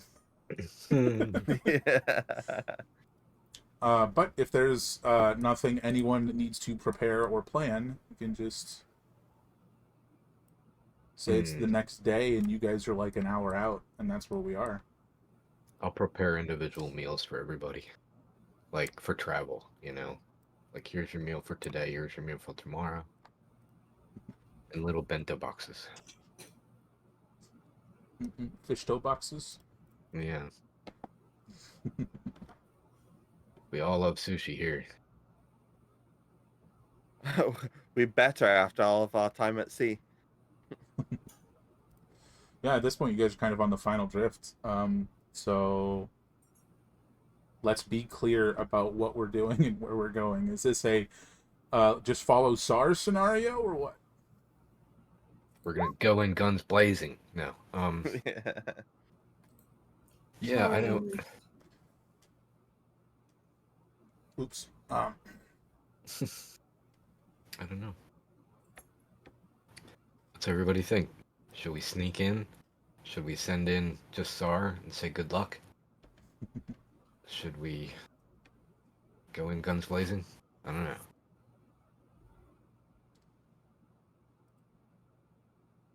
I feel like the pass without trace might help. What's that? Oh, sorry. Said that he might go in. So Well, SAR knows where, if anybody's going in, Sar's got to go in. I think Helena could go in as a gnome, and that would be fine. I am proficient in stealth, so Corwin's happy going too. Especially if we do something like Pass Without So Trace. to be honest, the more that they talk about this like sneaking in plan, sorry, you're really not sure that's going to work because of the way the town is set up, as it's sort of like almost like a flower blossoming off of the island, so that there are long alleyways like like this, right? Long alleyways like this, and then it kind of cross sections like this. So there will be to go to where you're going. It's a long path of open area where people will see you. Yeah, So just and the layout of the town, it to doesn't sound right. as a description to the that we wound up with to the rest of the crew, you know those sort of shoreline or in real life today some of these island and shoreline ones where they're a lot on stilts and whatnot. I guess the sort of more apt description is how Hollywood's portrayed it with Hmm. Avatar: Way of the Water. Sure, yeah. So it's like a smaller island with the whole town sort of like sprouting off of it with like stilt Gotcha. walkways and Gotcha. stuff. And it's just the way that the town's laid out, it'd be very difficult to sneak. And like you would it's one of those scenarios where it's like, oh, somebody's sneaking through an alley, like, okay, that's a little weird, but it's not that big of a Right. deal, versus somebody sneaking through a main street. What are you doing? It's Yeah. kind of that difference. It's not impossible. So yeah, it's all kind of like quite open, but also like quite like a lot like just on their sort of stilts and things Mhm. built up around the shoreline and beyond of the island itself, Yeah. Well, based upon the origin. Um, maybe we should just go in all nonchalant, like we belong here. No, nothing to see here. Move along and just go about our business, and stay on our toes, stay perceptive. Maybe even Helena be gnome form to hedge the bets that if they do see us, well, the one wasn't there, but there was this gnome, to throw misdirection. But because we still don't know. Maybe this yeah, place is so backwater they don't even care about, But I don't know, because the magic, and it could so be I'll magic. say It's effect everywhere. um, it could be basically any race or sort of shy like scared um group or whatever, and here it's really not been a sort of thing that one would get their eyes batted at. um there's a lot of people here that have reinvented themselves in their own ways, um and that's something that normally I would say would mean it wouldn't be an issue, but we're in a new world of the obelisk, so I don't know if that reaches here. Okay. I mean, I So, think. And Oh, there's and there are that's not to be complacent. You can still get your law enforcers coming through, but so I feel like the sort of consensus from the group of you is that you guys are going to kind of go in together. Helen is going to be wearing that gnomish ring. What is Itella doing?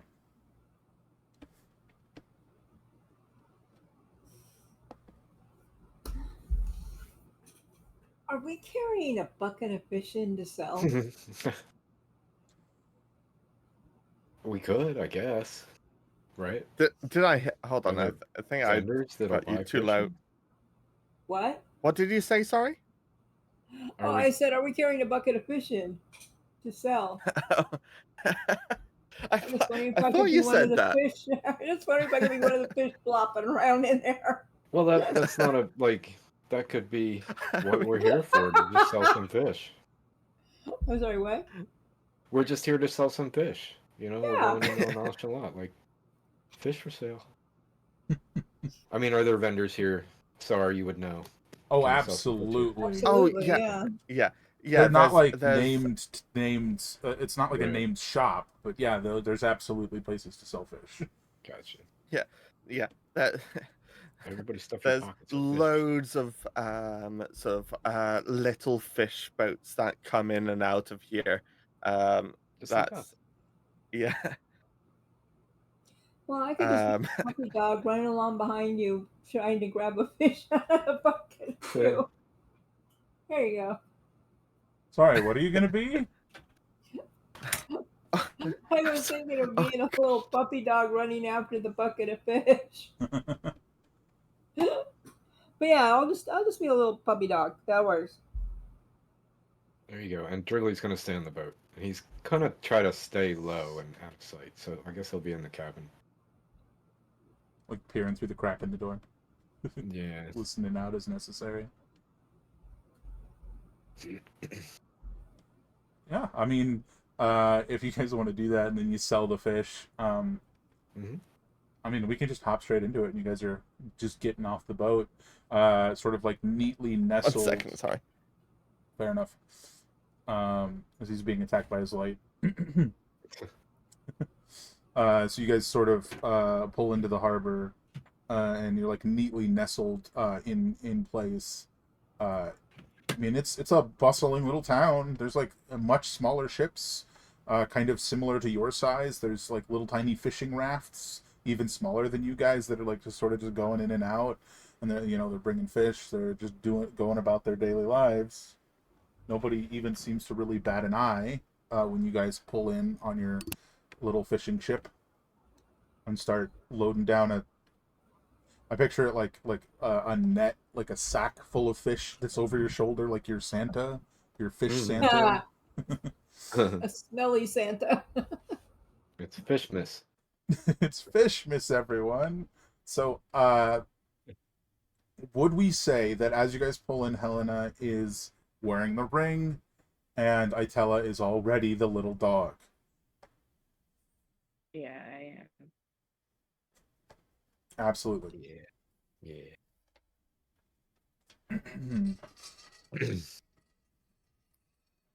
But much as described, it's sort of like, I mean, it's a really good way to describe it, is that it like flowers out from the little island, which is sort of at the center. It's yeah, it's kind of like a little stilt town on water, extending out from this island. A bunch of different structures that almost look ramshackle, but if you did ramshackle well, definitely nothing looks like it's about to fall apart or anything, but overall, I imagine once you guys hop off the ship, are you taking your fish to be sold immediately? Or is that just a ruse and you're going somewhere else first?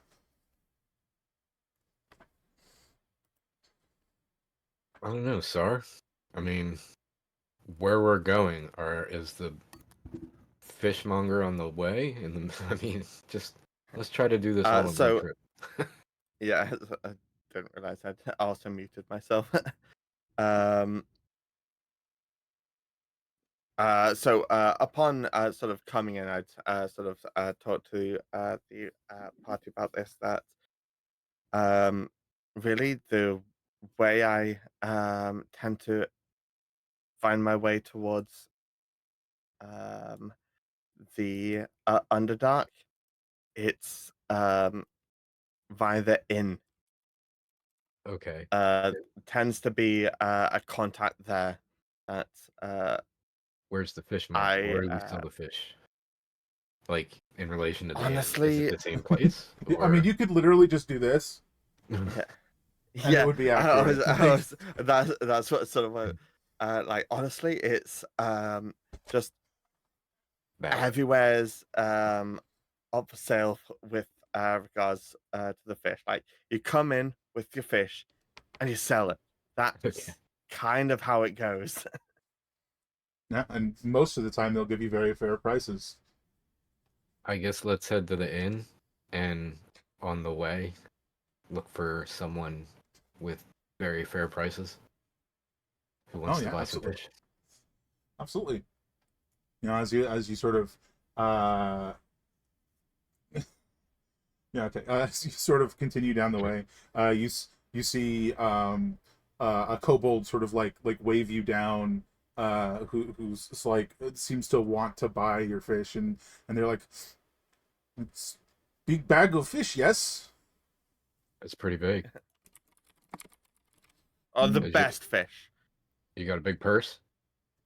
Oh, no purse, box. It's like lifts up like a little lockbox. You want I say guess 3 gold for bag fish? we should know. I think we would know, but I don't out of character know. Is that a good Uh, price? I mean, if you're just taking like a bag of fish you can easily carry, Mm. it's like maybe like 5 silver extra, like for like for the bag of fish that you're carrying specifically. So can I it's a little do bit a better. What's can that? I do a history check? On the bag of fish, Sure, for like Of I'm kind of just sort of going for a very loose sort of thing of a loose idea of having grown up here, the idea of groups of people or individuals or that do or do not serve well, serve badly, and also just in the sense of um,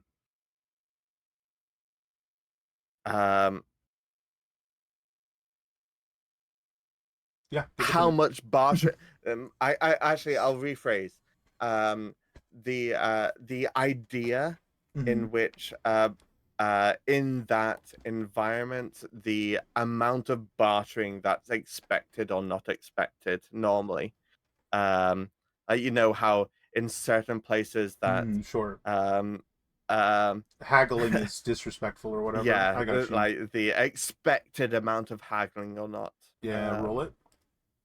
Um, history. Yeah. There it is. I wasn't doing that. In short, what little you remember is that it's not uncommon for people to haggle. However, it's also not uncommon for people not to like it. The specifics of like what organizations or groups would like it more or less is totally lost on So, in which case, so I'll sort of try to sort of with this guy calling it us over, like, good place to land anyway.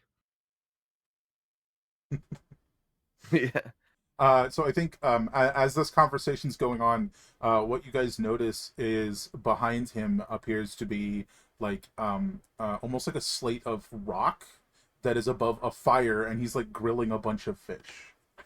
Mm. And he's like trying to buy more fish to grill more fish. Um, What do you think, Sar? 3 gold? mm, uh, Should we give it to him? Uh, depends how much he's selling his fish for, I guess. Oh, oh, cook fish, 1 silver. Smell good well, though. I mean, Like stabs we it with a got stick and lifts it up and like holds it at your nose. Smell good though. Here, free. And he throws it to the dog. Now, 3 gold. 4 fish. I mean, it just comes down to we've been selling fish. If 3 gold for this amount of fish is good, here you go. Thank you for the It transaction. is a fair transaction. Okay, then It's there not you go. suspiciously. Yes, It's not sir. like it's suspiciously high or suspiciously low. Right, gotcha. And it just seems like the Enjoy. guy makes fish. Did I just Right. burn my mouth on it? Fish. Oh yeah, it's hot, and you're like, oh, and then you just go ahead and eat it. You know, like as you do. Okay, I have to tell you that when you Firework. said the word dog, Maxie looked up at you. I suppose he did too, but not anymore. But from there, you guys can continue on as he just sort of like takes the ones that are off the grill rock and puts them in a nice little container, like a little Mhm. like Tupperware. paper wrap or whatever, and flips more on and just goes back to cooking Yeah. fish. Good How man. much would you buy? And where do you suggest we go? Who would buy a lot? Lot fish. You want to sell lot fish? How much is lot? Lot fish. Close in. Twice as much? 3 times? What are we talking about? You guys probably have about twice as much as you just sold. I mean, how left. much do we get in a day normally fishing, and compared to what we just sold? And then, I mean, if you want, it's all been looked up before, but I don't remember at the moment. Yeah, we left the bulk Mhm. with Etwin. So Oh, that's right. So right you guys don't now actually we're have all that less. fish. Yeah. You guys have far less, so you guys don't even have Yeah, that it's- much. I mean, we have basically what we fished in one day, Yeah, or pretty 2 much. days. Yeah, so you guys pretty much have what you fished in one day, plus a meal or two. Because I know you guys had some left on the ship that you guys ate like the next morning, and that was kind of what put us here. So now that you think about it, you're like, oh wait, we left all that fish with that one. Never mind, we don't have any more. Yeah. Yeah. So same price for what, you know what I mean? That's what we can produce in a day. Yeah. Yeah. Oh, and everyone happy these days with sales? Good sales or? Oh, good sales. Sometimes big stinky ship come in. Lots of clattering metal. They buy lots of fish. Not often. Corwin just says blacksmoke and watches his reaction. Oh, stinky ship make black smoke. Yes, it comes out back. Corwin just nods. That was a good test. Yeah. More fish to sell. Buy a fish for him. You want to buy a fish? I mean, yeah, the snack guy. Oh, yeah. Corwin pocketed that 3 gold, by the way. Okay. You can buy a fish. He goes fresh, spicy, fresh seasoned. Yeah, spicy.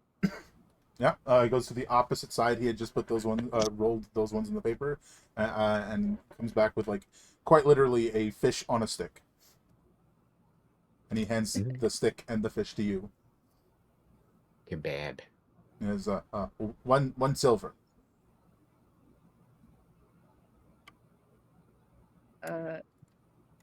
She's like It's well really cooked. bad with money, so she might just like give him 1 gold instead. Keep the tip. Yeah, you give him 1 gold, and he goes. He looks at it like really confused. Holds a moment, and like gets his like little claw, and he starts scratching at it, and looks at you. I imagine you're like taking a bite of your fish at this point. And goes, "It's gold. Yeah. Want more fish?" Yep. Yeah, Well, do you guys want some?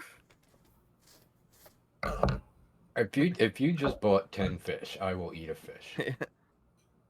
Yes, seasoned or spicy. I'm up on my hind Season, feet please. begging. Miles. Sarah's gonna shuffle over to Helena and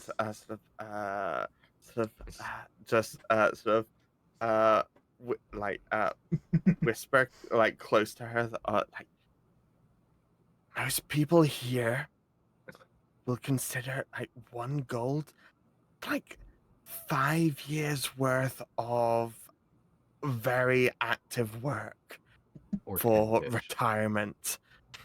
Certainly high up there, but maybe not 5 years. The point is made. Yeah. Yeah, the impression is like what I'm sort of meaning to get across there. He pulls up 4 spicy fish and five of the just the seasoned fish, and he holds them on the sticks, and he's like, "Oh, fish!" Like trying to hand them all to you guys. Yeah.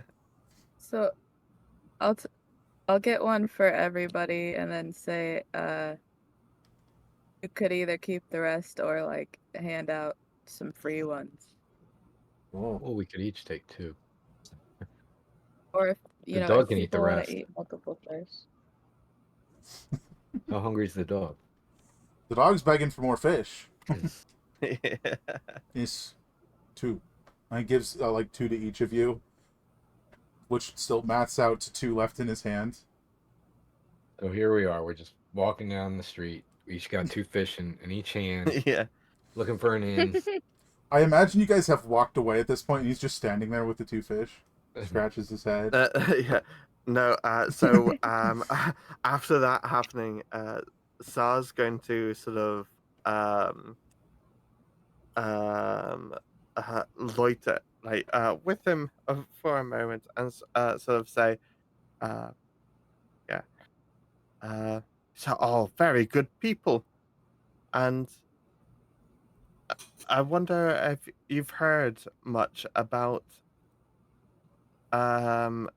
anyone being strange about new people, or is everyone in the town sort of being okay? Other towns are acting weird. Maybe other towns have bad fish.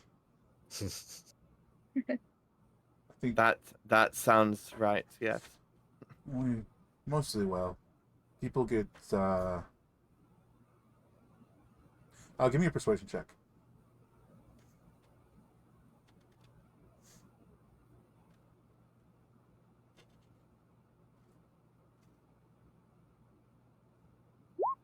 Oh my goodness. What are my rolls today? People fine. I think people fine. Tell other town, watch out what fish they eat. Eat better fish. It seems like that's all you're gonna get from him as he goes and starts cooking more fish.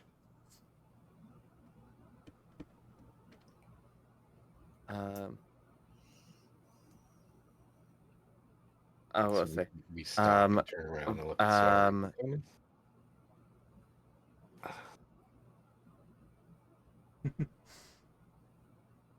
Gosh, no, there's no way that Sal would be able to do this in a way that won't just backfire on his himself. So yeah. Thank you. You made good food. Good fish. Yeah. Happy fish to Fry you. good fish. A happy fish to you. Yeah. So that, like, waves you off behind him and flips the fish. Merry Fishmas. Yeah. So you guys continue towards the end? Upon sort of leaving that and getting closer to the party, just sort of turning it into a sort of slightly faster steps of the direction for where we want to go. Yeah, so I guess the inn maybe is in the center or wherever. I mean, we would know, I guess. Yeah. Sorry, where's the point at it? I think you just point at it, right? Yeah. And, you see That way. what looks like a sailing ship that's like sort of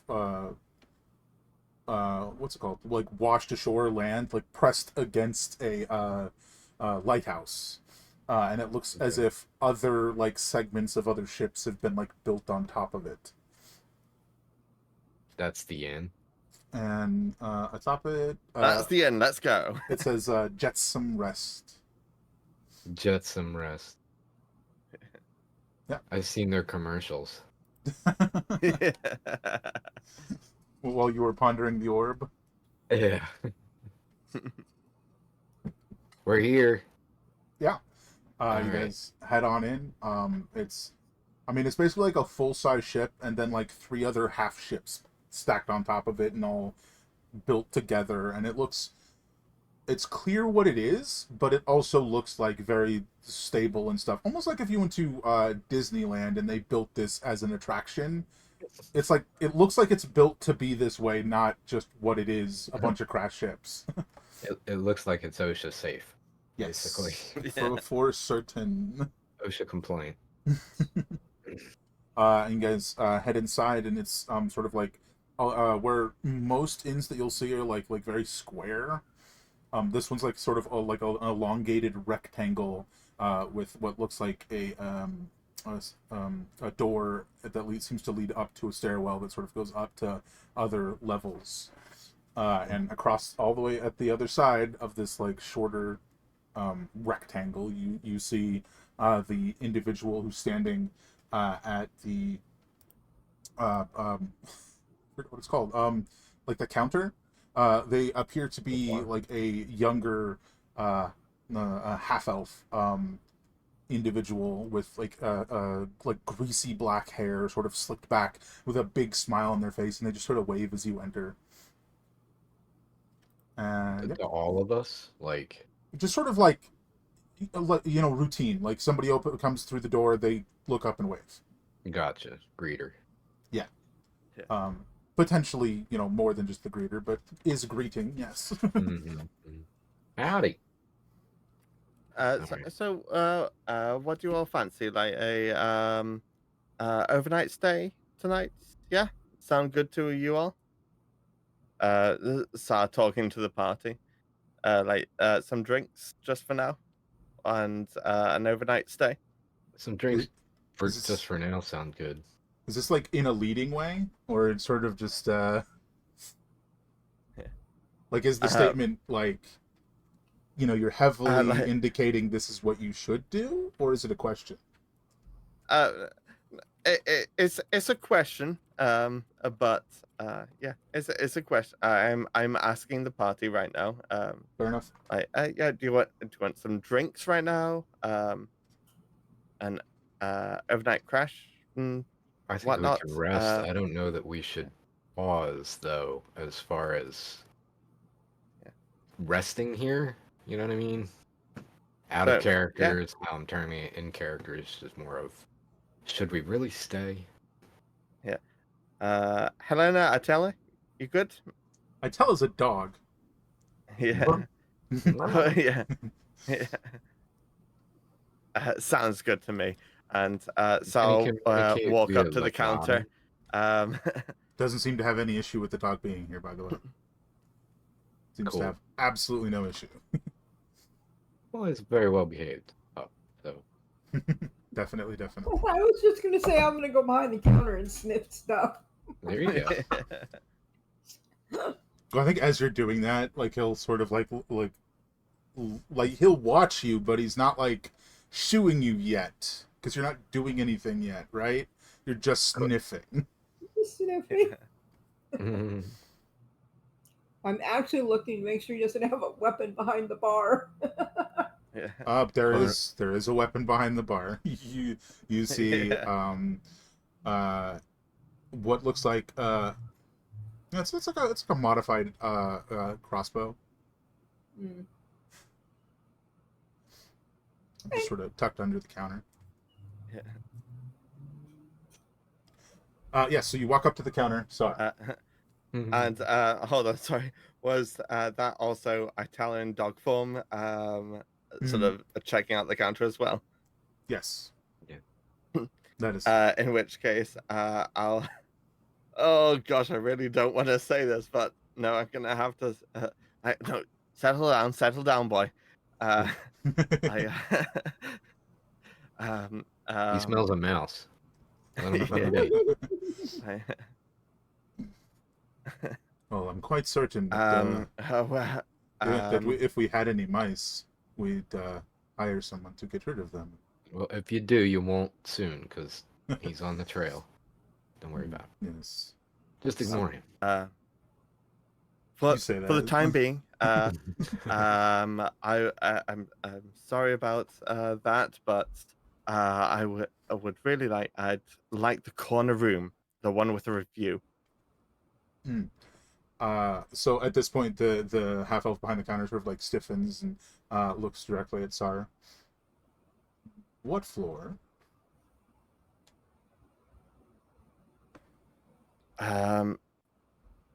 Which floor has the best view?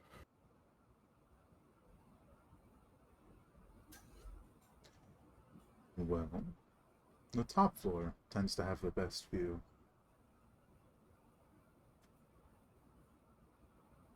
I'd like the bottom floor. The room with Give the me your word. sunrise or sunset view. What was that? Nothing.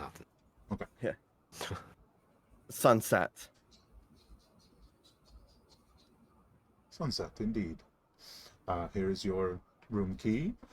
Reaching under the counter, I think Itella would notice that they reach like separate from all the hanging keys down here, all the way down in like the bottom right. They grab a key from down there and put it on top of the counter. It comes with a complimentary meal that will be sent to your room. What main dish would you like? Let's have something besides. We don't. We're good without any food, thank you. Well, now, I mean, some chicken or something. Just like muttering in the background. Some What about some variety. chicken? And so I'll sort of like put his Fruit? hand on You need Cohen for the first time. We don't need it. We've got enough. It's fine. It's fine. Well, I'm All not right. hungry right now, but Then feel free to head to your room. Motions towards the door on the right, I believe. Yeah. There you go. You got your key. And please do not forget your friend here. As the sniffing continues. come on. I skip around the corner.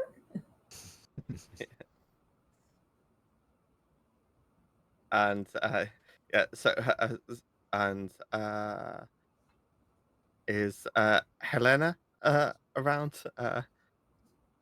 Helena, you would have definitely, presuming that you were there, because I thought you were standing in the background, sort of watching. Yeah. Just us two gnomes. Yeah, I think you would have definitely known that that was like a very deliberate exchange of, shall we say, Code. less than savory origin. Mm. Oh. But you guys can follow Sar back to this room with a view. And I think that's where we'll end for today, as you guys are heading back that way. Yeah, I think Corwin's a little on guard because he doesn't understand why we're actually getting a whole room, but at this point he's just following, and trusting Sar. And Being on guard is very appropriate right now. but definitely on guard. So Absolutely fair. hand on hilt type of thing. But I think that sees us as done for today, folks. We survived. Uh, Again. Once again. So, I believe, unless I'm mistaken, we will Badly. be back next week. For All more. good here. And, figure out whatever that was about. Theory. Yeah. But thank you all so much for coming. It has been a fun time. Yeah. I think we'll just go ahead and end here. Have a fantastic evening, everyone. And yeah, as always, great gaming. Yeah. Be well, everyone. Night. Be good.